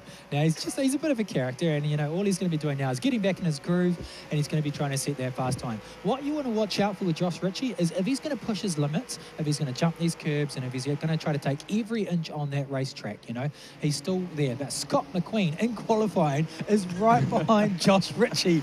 Oh, my God, we couldn't really ask for a better qualifying right now. I think we'll see him doing a bit of brake checking in a moment because Scott McQueen is ranging right up behind as he weaves his tyres behind Josh Ritchie. Maybe a little bit of a teasing going on there is he too. Playing with him? Like, this now, is awesome. So this is a bit of a question, right? Because we've asked all the racers, like, are you going to play friendly? Are you going to play fair? And the question is, there's a lot of money on the line. So these racers, Ritchie, McQueen, they're actually close to that 3rd place. I believe Ritchie is in 3rd place. And so do you start playing a little less fairly, a little less honorably? I think the complexion of this has changed. The complexion of this championship has changed now. We've finally had our first proper coming together, our first bit of drama. This is what people crave for in real life racing, and I think we maybe have seen the drama. Yeah, a bit of drama, proper drama in many ways, and it looks like maybe Jordan Penne, or sorry, maybe even Robert, is it Northway there? Yeah, Northway just pulling off to the right-hand side to let these guys go through, doing their first flying laps. But yeah, I think Scott McQueen, Josh Ritchie, that's going to be the battle to watch out for. And the problem is, right, with these two guys, they're right up the pointy end of the championship. If these two keep coming together, that's just going to hand the advantage straight back to Jordan Penne. Yeah, so no one's actually banked a score at the moment. This is a long track. It's a skinny track as well. This track is it's famous for... Ooh, we've got someone on the bumper there of Scott McQueen. Obviously, someone's trying to set some time. It's old mate Louis. And Scott McQueen now takes an exit, lets him pass. So he won't bank a score on qualifying for that lap. So maybe he will do a fast lap in the second one. Everybody else is obviously trying to really bank a fast time, because in this track, it's a long track. So you want that pole position, because if you get that clean air and you get out in front, and that's what Penny is going to be trying to do, you've got a clean race ahead of you. Yeah, interesting circuit too, because it is so long. There's a lot of opportunity to make those mistakes, which will cost you a few tenths. I spoke with Josh Ritchie a little bit earlier, before obviously all that drama, and he said the circuit, it's sort of one of those ones where getting corner exit is really crucial. Not so much corner entry. It's a circuit that requires big kahunas, and we'll see that in a moment, because there is one corner on the circuit which is basically flat out and then straight hard on the brakes. We'll hop on board with one of the drivers a little bit later on just to show you where that part of the circuit is, but it's super fast, super flying, and super technical despite all the long straights. Super long as well. Now, if you ever want to see that in a first-hand perspective, as we're on board with Robert Northway, clearly he's had a little tussle with the barrier somewhere. But if you ever want to see that, go onto YouTube and Google the 787 flying down the back straight of Le Mans. It's an amazing sound. So, and that'll give you a perspective of how fast and how long these straights actually are. Like a big plane. The rotary? Oh, Mazda. Oh. Yes. God, so don't do that to me. Le Mans is quite a unique track in the fact that it's built around the city, right? Like it's correct. It's a street circuit. Yeah. So you can actually drive out on these streets. Yes. Any day. Much like Bathurst, right? Yeah, it's what we call, like in Australia they call it a parkland circuit. So it's part purpose-built circuit, part street circuit. So this part of the circuit that we're riding on board with now, Robert Northway, is permanent. So this part of the circuit during the week is not open to the public as such. They head through this big sweeping curve and then into the Dunlop chicane, and then on point out the point of the circuit, which is basically streets. So this is all permanent circuit. We've got all of the AstroTurf and the sand traps around, and then we head through these big sweepers, and then all of a sudden, we're in what is effectively the countryside in some ways. So this is one of the more technical part of the circuit. You've got to really push through here. Try not to understeer. It looks like Robert Northway taking a little bit of a wide line there through the big sweeping left-hander. So we come through this right-hander onto the Mulsanne Straight, and basically this is what is open road now for the French public. Yeah. Tap. This is where you see the 787 go. Yeah. It's coming for like a long time. 60 seconds. You're like, geez, where's this going? Yeah, so if you look on the circuit, you can see those white lines, those typical white lines that you see on a normal road, and you can see the intersections actually going across the circuit as well. So this is all technically streets. Yeah. Now I've got to give a quick shout out, because there's only one street event, one proper street race left, and that's the crew down in the Waimea 50. It's the deep south. It's just south of Timaru. And that's actually New Zealand's last remaining proper street circuit / race. So we're doing North First Southland down there in October. So if you're around in the South Island, for cars, yes. Yeah. Yes, but watch this space. We may bring a street circuit back to drifting in the future, may not. So support. Very interesting. So that was actually a first. You're probably wondering, why aren't they banking scores, or times I should say, on the left-hand side? Well, that's because the first lap was a practice, so now they are actually in battle mode as we speak to bank those scores, as we see Robert Northway fly there, and behind him it looks like McQueen, and I'm not sure who is side by side with him. Yeah, not massively important at this point in time, but it's actually interesting to note, being in traffic while you're doing a qualifying lap can be beneficial.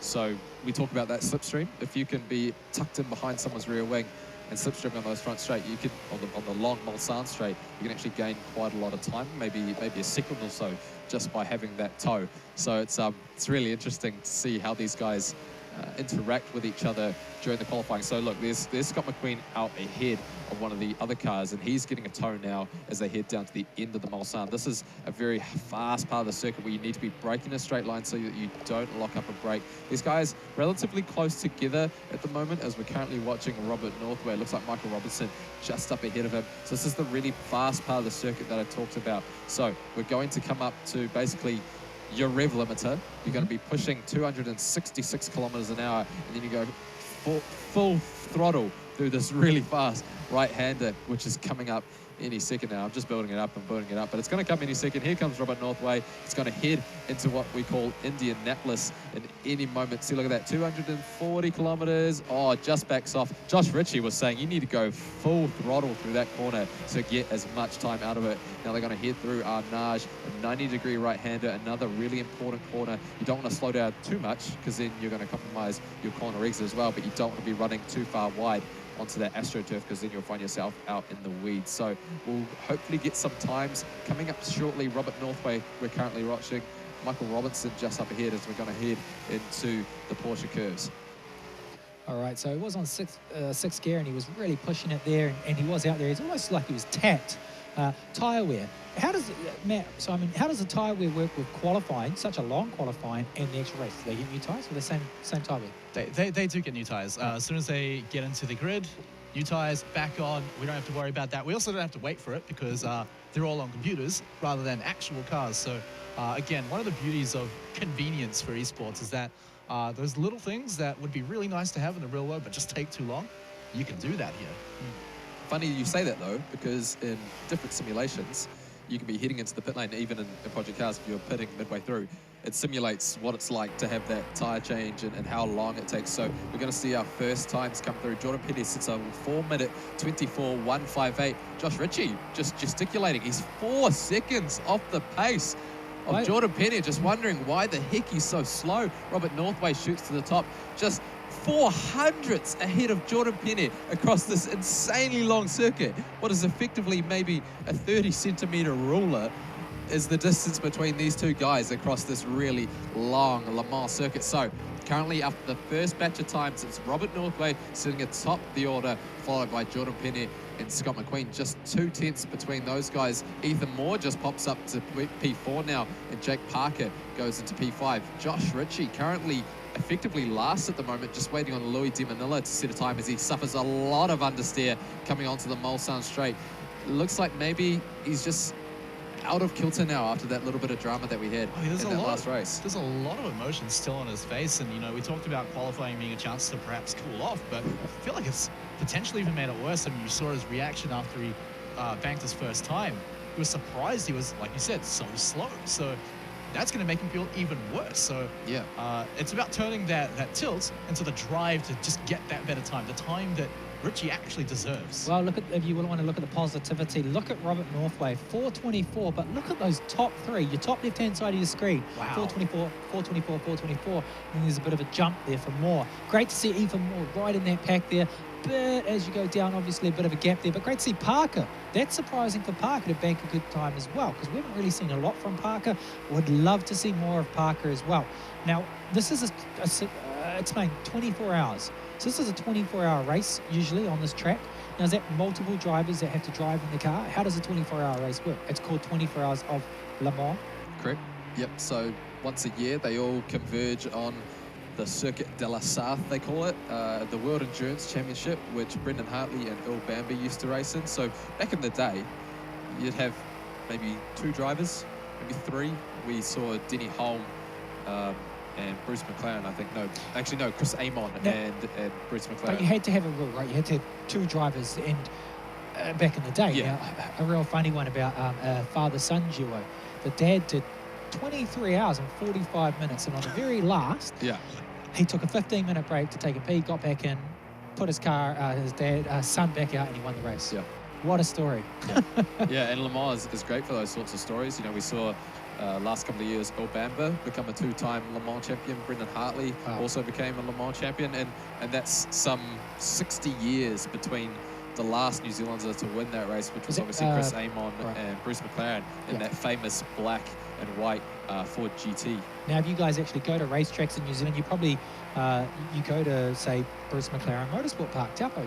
These are the guys you probably wonder, who is Bruce McLaren? Well, there you go. That's Manfield Circuit, Chris Amon. Manfield Circuit, Chris Amon. These are, you know, and they've got trust set up, and they've got these amazing racing, I guess, platforms under this. So, you know, if you want to get into motorsport, whether it's from Marshall or actually having to go on the track, get to your local racetrack, support it. It's quite easy to just go in your own car and have a go. It's $100. You rock up, much like you can on Nürburgring. You rock up, you pay $100, and you can go around the racetrack. Obviously, there's a few other things, but that's sort of the nuts and bolts. Yeah. Just want to jump in here as well and just add a little bit more unhappiness onto Rich's story in this qualifying is that even Louis last. managed to pick up. I mean, when we were talking about the lap Dude, times, I mean, that's a low blow. okay, it's nothing against Louis. Nothing but against Louis, sorry, either, yes. Consistently, he has been on the lower end of these qualifying times, right? Yeah. So it's our average speed Filipino, unfortunately, not the fastest anymore. I said the But slowest the there, fact, but the yeah. fact that Richie is behind him, it's not so much like like a slap in the face, but more like this shouldn't happen. Is Well- that Richie's consistently been up there in the qualifying times. So I mean, it's only one lap. He may come back in again and just set a perfectly normal time that we expect out of Richie. Yep. Or he may just send it straight down the front, straight into Scott McQueen. I said it, maybe he's sandbagging, but just looking at that camera, which we saw on his face a little bit earlier, he genuinely looked disappointed. And it looked like he was maybe just getting a lot of understeer. Maybe he's just overcooking those tires. And we see Jordan Penne go to the top now. Robert Northway not quite able to get the betterment of him. And Robinson actually slotting up into P3 there. So Josh Ritchie finally manages to get up the order into P4, but there's still some time to be found. Robert Northway is just cruising around, but we're going to come to the end of qualifying in a second now. McQueen slots into P5. Moore in P6. Louis De Manila, he's still got 45 seconds to set a lap time. He's actually got just a little bit more than that. So there's actually a little bit of leeway once that clock hits 0 for him to set a time. So we'll keep an eye on Louis. He's the last guy out there, currently sitting down in last, and he gets a little bit loose heading into Indianapolis. He's not going to be the fastest, I don't think, because there's just a few more mistakes creeping in. Ethan Moore, though, actually snuck up into P2 there. Insane. So, again, I actually want to bring it up, is that Ethan Moore is, sometimes he just does this. He just shoots up there in the qualifying times, usually around the 4th or 5th area, but sometimes magic like this happens, and he's even surpassed a Northway. Look at the order as it stands now. Richie and McQueen are going to line up side by side with each other when we go into this race. How good is this going to be? I've got $20 on Richie taking out McQueen. Maybe a bit of a squeeze down into turn 1. In the game, or can you bet on e-gaming yet? What's the deal overseas? Obviously you can, yes, but you can't in New Zealand. Yeah, so in New Zealand, it's not currently considered a sport. So the betting on it is a little bit all over the place right now. New Zealand, it's not really quite common to do it. So like, I can't imagine people would be betting on this. I would be. You would be? I mean, I'd be betting on Richie getting taken out by McQueen. Currently, there's no one betting on this. But overseas, there's quite a lot of betting. Counter-Strike's actually a really big one for it, especially in Russia. You get a lot of Russians will be watching almost any game. I mean, recently we ran a Counter-Strike competition. We had quite a big Russian following simply because they were betting on these random matches on the other side of the world just to make some money. And so there's a lot of interest in that. And a lot of that is that's qualifying complete. So there you go, ladies and gentlemen. That is your roundup. No surprise there. Jordan Penne out on top. Great to see Moore there. Now, he took out last week. So Ethan Moore is going to be the dark horse of this race. If he can get in front of Penne, he once he gets clean air, he's consistent. Now, he said to me he's not the best battler in traffic, but if he can get a clean air, then he's going to be good. Robert Northway, so the Christchurch lad sitting at home quite comfortably there. I would imagine he probably won't come up next week either now after the results, and it's good to see. So maybe it's just sitting side by side with these races that plays with his head. Under that, Josh Ritchie, Scott McQueen, Parker, Manila. You jinxed Manila because he was actually doing well, and then you mentioned him, and then he dropped completely down. So I don't know what you're talking about. Never happens. Never happens in gaming. But Scott McQueen's still got the opportunity, obviously, bank his. Is it qualifying complete, or does he still bank this lap? So basically what happens is if you can creep in across the finish line with 1 second or more to go, you get another lap, basically. So right. There's still some time here for Scott to set another lap as we head down to Arnage. He's currently sitting at P6 just behind I hope he Josh really Ritchie. gets in front of Ritchie, just so Ritchie can just... I kind of hope Scott just holds position here because I'd really like to see these guys line up side by side with each other. But, you know, he could be setting purple sectors right now and he could be up into P1 by the end of this lap. But it looks like the margin, I'm still surprised to see the top 6 covered by 7/10 of a second, considering how long this circuit is. Yeah. Penne, 4.23. And then if you look at the rest, all the way down in 6th position, 4.24. Now, I think obviously the emotion is there for Josh Ritchie, ladies and gentlemen, but you've got to remember that he's in a championship fight and there's a $10,000 prize pool on the line. So why would you chuck that away? You know, this is we're up 7 races to go. The key here is if he gets consistent and he gets those points on the board, just like in any other motorsport and a championship title fight, he's that much closer to some money in the back of his pocket. And, you know, as much as we harp on about Ritchie and his emotions during his races, is that I could actually hear some of the other races too. I mean, it's all kind of indiscriminate yelling. Well, there's money. There's money in exactly. to say. Exactly. There's a value. So I mean, Ritchie's probably the most vocal, the most emotional out of all of them, but at the same time, it's not like all the other guys are angels either. Northway straight to the top of the timesheet on his final lap, manages to bank in a 4-minute 23.407, so just 1/10 between first and second. The top 6 covered by just 6/10, so McQueen unable to increase the gap there on that last lap. So, but you got your wish. You got your wish. They're I did. sitting right next to each other. It's gonna be good. Which is going to be great. Is he just going to pull it straight Hard over? left. Yeah, hard left. All right, you see there the races after qualifying. Ritchie having a look even more nice and relaxed. You know, it's quite cool. Just talking quite strategy, a cool maybe. So those are the Speed Nation setups, are they, Maddie, that they're sitting in currently? Yeah, they sure are. I mean, very comfortable setups. I've sat in them. You've actually sat in them as well. Some of them actually come suited out with seatbelts as well. So if you really want to emulate it and keep safety first, you can do so. But oh man, okay, we can't ignore it. Ritchie is looking really emotional. Yeah, did you just read his lips there? We probably can't repeat what he was saying. He's still shaking his head. He's I think they're actually having a conversation right now to each other, and I don't know what they're saying. They're but not looking at each other, though. Livid, That's the key thing. Yeah. But that's the magic. What is he counting to? So I was 4 seconds behind him, or turn 4 before I take him out. He's weighing out. How much do I want the several $1,000s? Penny and Louis just sitting there. Louis, and it's quite cute. Look at all his cushions. He's a little guy, so he has a lot of cushions in there. But yeah, speednation.co.nz. If you guys want to check out all these famous products, you know, it's this, obviously the car is in the livery this weekend from Speed Nation. So they're a great supporter of sim racing and iRacing in New Zealand. So check them out. And I really want one, can't afford one. So Speed Nation, if you feel like giving anything for free, I'm your man. Also me as well, but just before we keep asking for free things, let's take a look at the grid that we're going to be seeing in the race here. So, of course, like you guys said, Robert Northway snuck in on his final lap. Of course, Simon's pick to look out for tonight. We'll be sitting there in pole position, flanked by Jordan Penney and, of course, Ethan Moore actually shooting up there too. It's great to see Michael Robinson jumping up in those qualifying orders. Josh Ritchie and Scott McQueen. It's a bit of a surprise, to be honest, because usually they would be up in the top. Now, obviously, both of them had some emotions. They've had bad qualifying, so we've seen it. 5th and 6th position. Jake Parker and Louis De Manila. No surprises there, unfortunately, but, you know, they're making up the numbers, and I guess they're consistently somewhere. All right, guys, we're not too far away from the race, but I mean, emotions are high.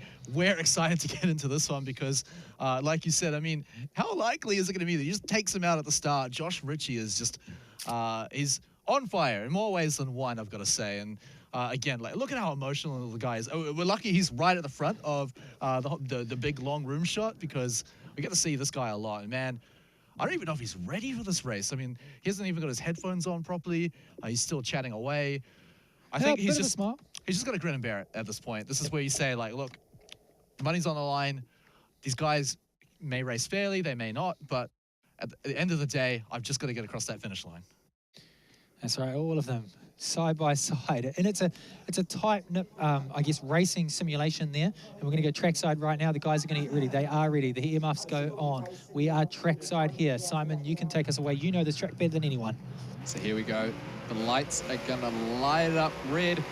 They're going to drop the flag on this race, and we'll have Robert Northway hopefully taking the whole shot into turn 1. Let's see who gets the better start. Penny bogged down off the line, and that might just offer more the opportunity to get up the order. And it looks like Robinson has maybe taken P2. We'll swing around our cameraman, hopefully doing a better job as we head into P2. Here they go, the field lining up, and it looks like Ritchie's had a really bad start. He's dropped down to P6, and McQueen is up to P4.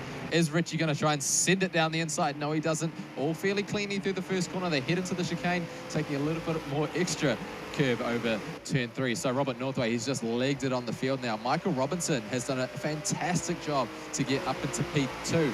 Jordan Penner down to P3, and another key championship contender, Scott McQueen, currently down to P4. Ethan Moore having a really good run at the moment. He's in P5, and it looks like he's just got a bit of a tap from Jake Parker behind. And Josh Ritchie, an absolute abysmal start.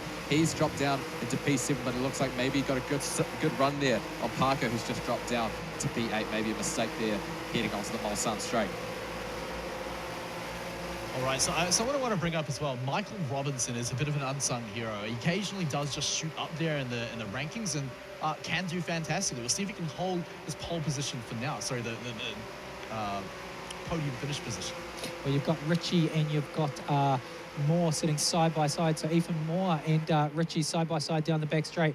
And right in front of him, you can see McQueen there. So the gaps are closing as they McQueen and Penner. This was the battle that we saw last week, McQueen and Penner. So we may see that battle come back on. But look at that, McQueen on the left-hand side. Robinson in front of him. And McQueen's now going to, obviously, Penner's got that draft and McQueen's clearing the air. They've all got the draft. Here we go. Three wide down the straight. The Mulsanne is proving to be a great opportunity for passing here. McQueen's got the lead, but it looks like Penner's just edged ahead. He's got the nose out in front, but Michael Robinson's going to tuck in behind Penner and hopefully get the bump draft down the straight. They're so narrow heading into the second of the chicanes, and Robinson's going to slot down the inside of all of them. Really good effort, and it looks like he's just taking a bit of an alternative racing line there through the second chicane, hoping not to have any contact with the guys who are chasing him now. McQueen holding station in P3 now. Penner's dropped down into P4, so that's a crucial couple of points that McQueen has got over the pair of them. So we'll keep an eye on this battle. Hopefully Josh Ritchie can get onto the back of Penner soon, as we can see. There we go. There's that drag that we talk about. Now that corner cut, right? How is that a slap on the wrist? That's a slap on the wrist for sure, because it gave him an advantage coming straight down in the front straight. So we come here, we're on board with Josh Ritchie, right in front of him Penner, right in front of him McQueen. As they come, cones flying everywhere, people everywhere. I should say cars everywhere. Now this is the fast part where it's full to the floor around these in corners, Simon, and this is the point where you made this is really a crucial part of the track. Yeah, it's one of those places where you can get that slipstream and hopefully try and make a pass. Generally, Indianapolis is not a place where you want to be chucking it down the inside unless you've got big kahunas, because it's just one of those places where you can really just wipe out completely. And it looks like McQueen, as we can see with that draft, has gotten in front of Robinson, and in the space of a straight, Robinson has dropped from 3rd down to 4th. So side by side, McQueen goes with Penner. He's going to relinquish the spot. Penner goes way too deep. He's off and into the tyre wall. McQueen gets up into P2 and Robinson slots into P3. That's going to hand the advantage to Josh Ritchie, who's going to get up the order, but it looks like maybe he's had a bit of a mistake and he's down in P7 now. So the advantage goes to McQueen. He's in 2nd. Robinson P3. Moore in P4. Manila in P5. Somehow managing to crack the top 5. Jake Parker in P6. Ritchie and Penner, our key championship contenders, find themselves in 2nd last and last respectively. And Scott McQueen is loving it, because those are his big contenders for the big finish as well. So while he's sitting in P2, he just has to find that one away from Northway, but he can be happy with the P2 finish. So there's that replay that we were hoping to see. It looks like Penner just outbraked himself, maybe too focused on trying to keep the position and just outbraked himself into Indianapolis. I said, you know, we could have seen carnage down there. We did. That's got to be the first big mistake in this championship we have seen from Jordan Penner, you know, and this has got huge championship implications. The money's on the line. Ritchie, now he's obviously jumped up a position. Penner hasn't. So, Ritchie jumps another position. He's in 5th position now. Robert Northway, loving it, loving the clean air out in front. He's got a slight advantage. We now go to a bit of traffic coming here. Parker, Manila, in front of him looks like Josh Ritchie. More up in front, as you can see, the traffic up ahead, down the front straight. The key thing to note here is that Penner is 7 seconds adrift of Northway in the lead now. So Penner's going to have to do a bit of work to catch up to even P7. Jake Parker just behind of Louis Di Manila. Louis is actually putting in a good lap there and trying to get a pass back on Josh Ritchie, who goes way too deep into turn 2, and that's going to open up the door for Louis if he could get a good run here under the Dunlop Bridge into the curves. And generally, if you're doing a sprint race, you turn right here onto what they call the Bugatti circuit, but this is the Le Mans circuit, so we're doing the full Circuit de la Sarthe here in France tonight. Oh, Louis gets super loose there, just maybe taking a little bit too much curve, and that's going to allow Jake Parker around the outside as we head onto the Mulsanne straight. Josh Ritchie taking that alternative racing line, we like to call it, where you take a more wide approach, and that's going to allow Jordan Pena to get a good run on Manila. So Pena now he's in the slipstream, I should say. I'm getting a bit of a tongue twister going on, and he's going to try and get past Jake Parker in P6. Even more, he's going to be looking at that slipstream from Robinson at the moment. Right now, Northway and McQueen, they've got clean air out the front, but let's watch Robinson and Moore. Here we go, on board with Ethan Moore coming into the chicane. Who cuts the corner? Slight corner cut there, but that actually hurts Robinson. Yeah, and this is what we were speaking about a little bit earlier in the race. I spoke with Josh Ritchie, and he said getting those chicanes wrong will ruin you for the straight, because as we see, Ethan Moore on board now, going up behind Robinson. Robinson tries to cover it off, actually. If you get a bad exit out of those chicanes, it's going to allow these guys the opportunity to get the slipstream. Is that Ritchie? That's Ritchie now. That is Ritchie taking a look. He's got it. Bumping 3 going wide. on there. Josh Ritchie now going to cover the line off into the second of the chicanes here. 3 wide. Into this tight right-hander. So who's going to hang it around the outside? Looks like Ethan Moore is going to take the advantage, but Josh Ritchie will hopefully get a better exit out of the chicane. And can he go side by side with him now? But look, Robinson's going to tuck up under the rear wing of Josh Ritchie and hopefully get a slipstream as we head down into the end of the Mulsanne straight. It's that tight 90-degree right-hander. Is he going to try and slot it down the inside? 3 wide again. This is some great racing from these 3, just battling forward as only, P3 on the podium here. So you see, with these long straights, I thought this would be a boring race, but it's some of the best racing we've seen. 3 wide in a racetrack. The drivers didn't think it would be that good for drafting because they were just topping out so early. So we're seeing a really good battle here, as it looks like Pena at the back there, he's got his headlights ablaze. He's managed to work his way back up into P6 now. A really good effort from him to get back within reach of the leaders. All right, on board with Josh Ritchie here, sitting behind Robinson, McQueen and Northway. Northway, he's pretty untouchable at the moment, very fast times. And here we go. Josh Ritchie now does a little bit of a bump, says, I'm here. He's going to take him on the outside. But Robinson blocks him. Interesting to see that Josh isn't trying to make the move too early. He's going to hopefully see Robinson make a mistake, and that might open the door for Ritchie. Can he hold it on the anchors? Yes, a good job there. And it looks like Robinson, he's gone wide there. That's going to open the door for Ritchie to hang it around the outside and take the position into Arnage. But Robinson, the last of the late breakers, says, thank you very much, I'll take that back. He's done this before. We saw it last week where he just came up on the inside and just accidentally, or not accidentally, took someone and used them. But look at this, we've got to look again. He takes a look on the outside. Ethan Moore behind there. Pena right behind him, the comeback kid. The consistency gets the draft. He's coming up on the left. He now takes a look at Robinson. Josh Ritchie just wants to be close to Scott McQueen, but he can't do it. 3 wide. Who's going to win? Josh Ritchie gets it. Robinson. Now Pena's challenging Robinson. What a race here for the Project Cars 2 Star Insurance Specialist at Le Mans. So crucially, Josh Ritchie has gotten up into P3 now. Robinson holding station in P4, but the comeback king, Jordan Pena. I said at the start of the show, I didn't think he was that good in traffic, but he's proved me wrong tonight, and he's really putting in a fighting effort to get back up onto the podium. He tries to go around the outside there of Robinson, but he can't. Robinson shuts the door on them. They're going to head into the chicane. This is another really good passing opportunity, but Pena says, no, I better just wait. Hold station in P5 at the moment. I think that podium is coming for him. He's easily one of the quickest guys out there. Ritchie doesn't have the 1-lap pace, but he's got pace in traffic. Once Pena gets past Robinson, look for a really good battle to emerge here between 3rd and 4th. Now, so you've got a no discount. Look behind them. You've got Pena, then you've got Moore, Parker and Manila. And this is a close race. They're all within very close proximity of each other, which means anything can happen still. We're on lap, I'm pretty sure we're lap 3 now of 4. Oh, Ritchie gets a really bad exit through the chicane, and that just allows Robinson to get a perfect run on him. And this is what we're talking about. Josh talks about, getting those exits out of the chicanes and out of these corners. It's crucial, but he just braked way too deep, and that compromises line. So Robinson gets the position back on. But, it's interesting, actually. You can look at it from a different perspective.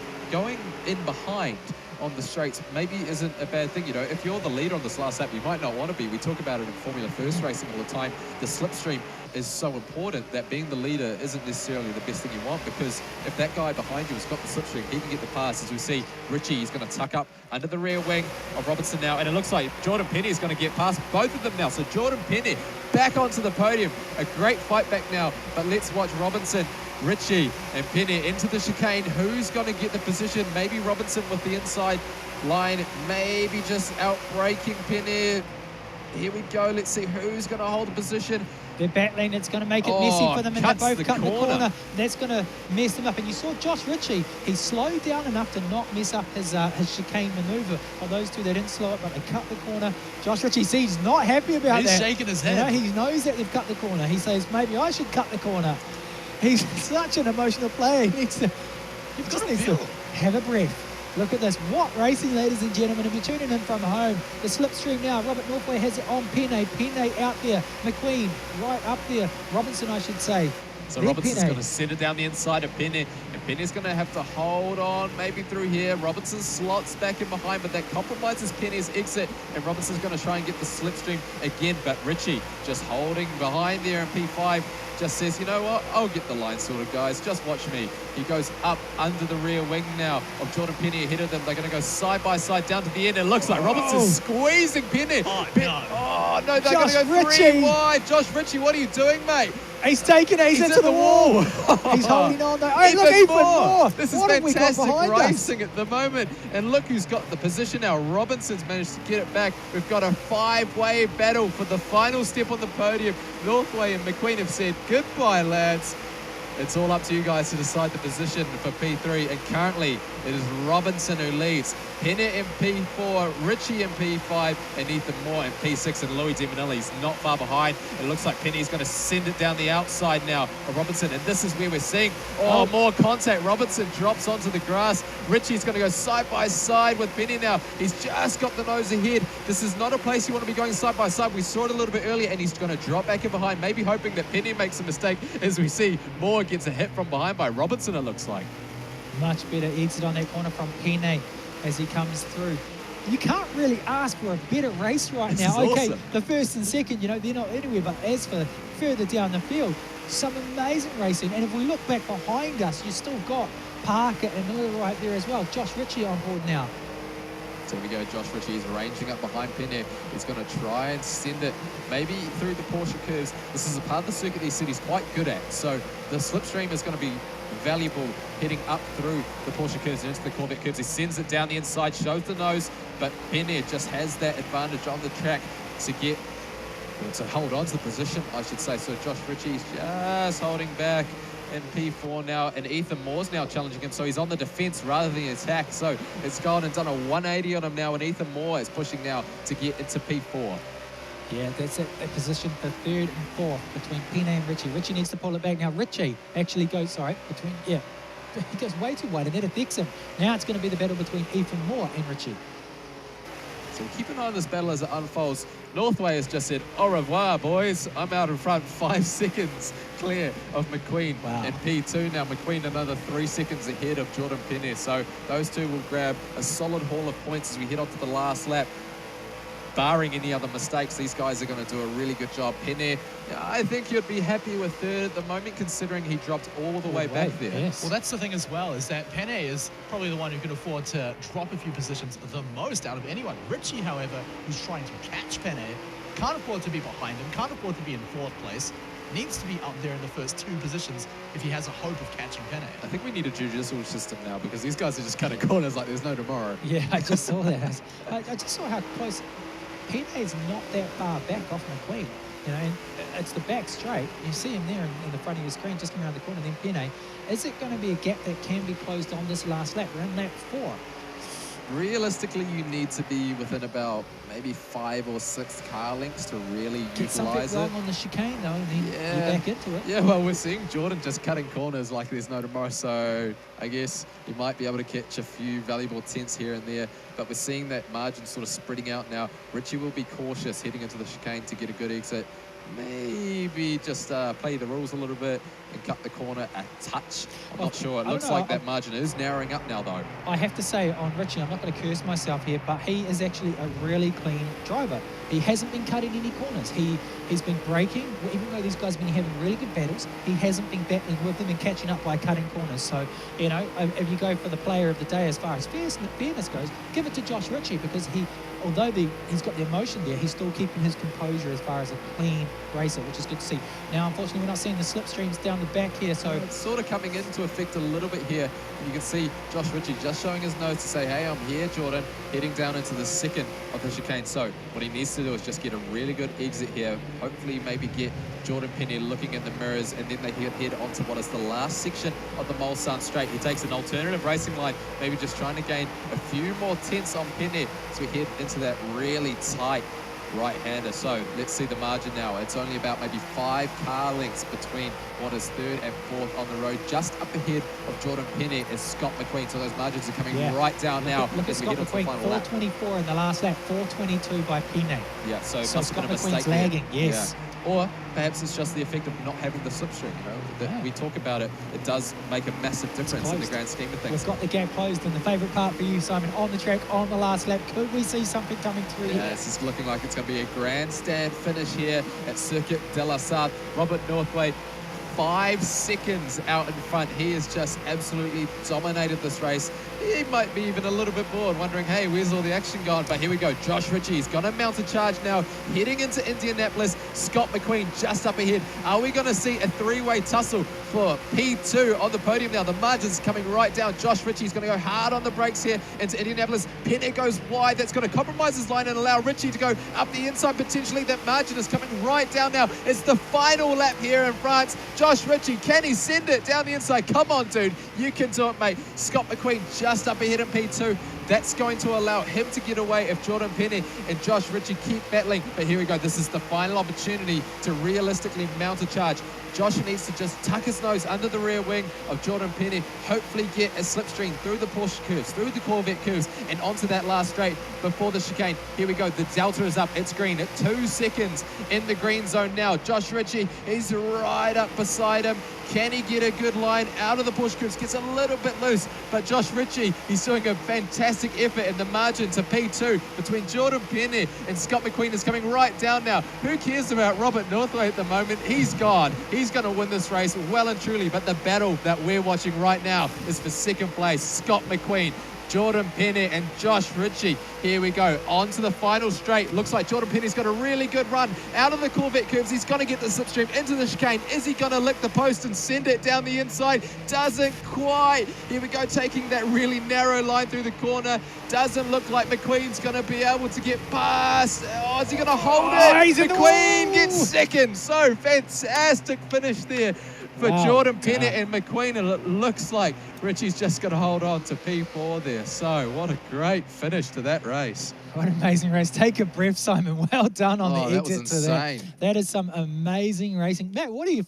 That's pretty cool. There's your results, ladies and gentlemen. It says Jordan Penny's got P2 there, but I'm not sure that's quite right because the margin there is only maybe a tenth. So interesting to see Jordan Penny up in P2 there. We might need to see a replay and maybe get a changing up of the standings because I'm not sure that Jordan Penny actually got the pass done on him at the final corner. No, I don't believe so, but we'll see. We'll let the game sort it out itself, and if any adjustments do need to be made, but we'll go with this for now. After those, of course, we've got Josh Ritchie, who unfortunately couldn't make it up into that podium finish, but still a respectable 4th place. Then, of course, Ethan Moore, Louis de Manila, Jake Parker, and Michael Robinson, who we felt had a bit of promise in that race, but unfortunately slipped back a little bit further to the end. But guys, what an absolutely fantastic race. And of course, with that respectable finish, we do have, of course, Josh Ritchie to see how he's feeling after that finish. Hopefully. We're here with Josh Ritchie. Qualifiers didn't exactly go as planned for you, I don't think. You came out in 6th. What happened there? Well, in the qualifiers, I just couldn't really string a lap together. Also, there were people taking liberties with the track limits. But I mean, hey, to be honest with you, the door's been open for that, so I can't really complain too much. I've had my chance. I knew the race was going to be interesting because of the drafting effect that it had and definitely showed in this race.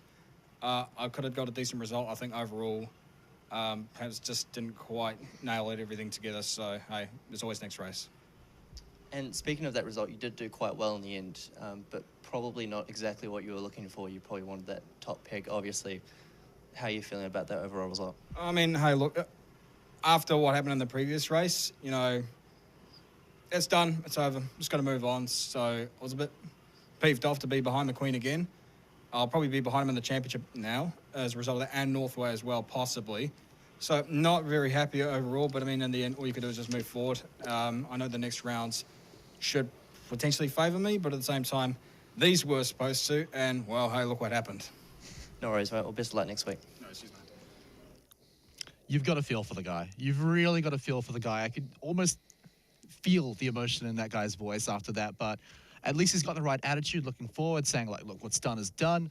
Let's move forward to the next race, which should favor him. So Josh Ritchie, I've got to just give a little bit of a standing ovation to the guy. Oh, definitely. You know, you've clean racer, cool, calm, collected. He didn't really make any maneuvers. We saw the end here, obviously. Penne, the comeback kid.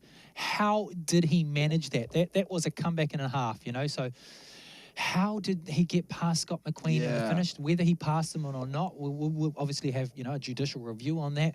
Josh Ritchie, very clean racer, so you've got to take your hat off to him in this race. But also, you know, Jordan Penne, great to see. What a comeback, but what a race. Oh, yep, Northway, out the front. Dude, you did well from Christchurch, but the racing below that, awesome to see. And we need more tracks with slipstreaming like that. Oh, yes, drafting. yeah. Amazing. Got to give a moment to shout out to Simon here for picking the big winner in the second race, of course, picking him right. I mean, look, the guy's at home in his comfy setup, world record holder in a lot of these tracks for lap times. So well done, Simon, for picking that one up. But look, you know, picking Josh Ritchie for myself, I feel bad because I kind of cursed him in the first race. But I still got to say, incredible performance from the guy, even in the first race, because remember, it wasn't, or at least from his point of view, it wasn't mostly his fault. So he did still put up a respectable performance in coming back. And then, of course, in race 2, where we go to Le Mans, he still put up a great performance as well. So, again, shout out to them. A lot of great races for today. Now, guys, I believe we've got the leaderboard coming up soon for the championship, just to see where everyone is standing with the points, because we've got to remember that, in fact, Josh Ritchie actually said he could be behind Scott McQueen now, potentially even behind Robert Northway in 4th position. Now remember, 4th is where you don't want to be. That's where you're not getting any more money. It's tricky too, because we'll hopefully see maybe a little bit of a review that goes on to the finish of that race. I know that sometimes the points get automatically tallied up, but I think we maybe see a little bit of intervention from race control just to say, hey, it definitely looks like Jordan Penne was behind Scott McQueen there at the end. So yeah, hopefully when we see those championship standings come out, we'll see a proper result, and we'll wait for confirmation on that in a moment's time. Yeah, of course, like you said, we've got the human eyes on it so that we can actually fairly judge on where those points should go out, of course. And any adjustments that will need to be made, even if it's after tonight, it'll be fairly made, and all racers can feel deserving of their points and their position on the leaderboard. But yeah, I think the big change that we are going to see is likely going to be Josh Ritchie's position, but also Robert Northway picking up a big win as well. We'll also find out who's got the Star Insurance Specialist fastest lap of the race, an extra point as well. But I expect to see Robert Northway moving up. He doesn't actually move up. In fact, he sits back at 4th, but Josh Ritchie is still sitting ahead of Scott McQueen by about 8 points. Of course, Jordan Penne still right at the top, now hitting above 200 points. So really, the standings have not changed so far. Louis, I believe, did drop a position, but I think that's the only change. However, the top 4, the big ones, still sitting in the same places. But Robert Northway has closed that gap 1 point behind Scott McQueen. Just note that these results are provisional at the moment. Just waiting to see whether or not there is a change-up in the points. So Ethan Moore currently down in P5 there, about 30 points ahead of Michael Robinson. Louis De Manila down in P7, and Jake Parker rounding out the top 8 here. But Jordan Penne, the first man to crack that 200 points mark. It's going to take 2 DNFs essentially for him and 2 wins for Josh Ritchie to get up and into the lead now, because it's 25 points for a win and 1 point obviously for the fastest lap. So it's Jordan Penne's to lose now as we head into the latter half of this championship. Yeah, of course. That's we're now done with week 5 essentially. So we're 5 days out of 8. So we only have 6 tracks remaining. So if you include the Star Insurance Specialist fastest lap points, then the quick math off the top of my head means you can get a maximum of 156 points. So if you're that far behind someone, well then, sorry, you're not going to be able to catch up to them for the rest of the race. However, you can continue to climb the ladder for anyone in between them. We do have our fastest lap by Star Insurance Specialist to check out. Once more, it's Ethan Moore picking it up this time with 4:28.03. Again, this guy's impressive, right? On the longer tracks as well, because he did very well. In fact, 1 Nordschleife, now into Le Mans. Not quite as long, but still very long comparatively, picking up fastest lap again. I feel like this guy's got a good edge on these longer definitely. tracks. And longer tracks and the drafting. If he gets clean air, he has a nice run. We saw it last week. We've seen it this week. It's going to be interesting to see. Championship fight, those ones in the bottom 4, probably out of that first position in the championship, but any one of the top 4 can still win it because there's still 6 races to go. So that's key, and especially with Josh Ritchie just still sitting there. It's going to be great to catch up with him after the race, and we'll see what's going on out there. But championship title fight, 6 races to go. It's anyone's game. Everyone knows where we're going to be, and they can also catch the highlights as well on Facebook of the event. Yeah, of course. I mean, you can follow us anywhere on social media, Twitter, Facebook, at Let's Play Live HQ. On Twitter is a good place to find us. You'll find our highlights as well. So if you do miss some or all of the race, you can always catch it there. Of course, you can also jump onto Twitter to tweet at the same tag with the hashtag ProjectCars2NZ. Tell us who your favorite racer. I mean, maybe it's Josh Ritchie and you're feeling a little bit of emotion for him, or maybe you're picking the winner of today, Robert Northway. However, if you tell us who your favorite racer is, guys, you can go in the draw to win a copy of the game on PS4, thanks to Bandai Namco. But guys, what a fantastic week. I mean, I thought nothing could top week 4. I think we've done it, and it's been absolutely amazing. Great to have Darren Kelly on the show as well earlier on. I didn't mess the name up. No, Okay, good. You Yes, gave me a bit of a thanks to Darren face for and coming in. made me a little worried. But guys, amazing to have him on the show as well. Some good insight into the show. But thank you, everyone, ladies and gentlemen. Thank you for joining us during Samoan Language Week as well. So we'll see you all again in a week's time as we go to the UK. But until then, stay safe. See you later. This Let's Play Live presentation was brought to you by Star Insurance Specialists, New Zealand's leading niche vehicle insurance provider. Sky City, world-class entertainment. Logitech G, gaming with science. And Samsung, redefine the game.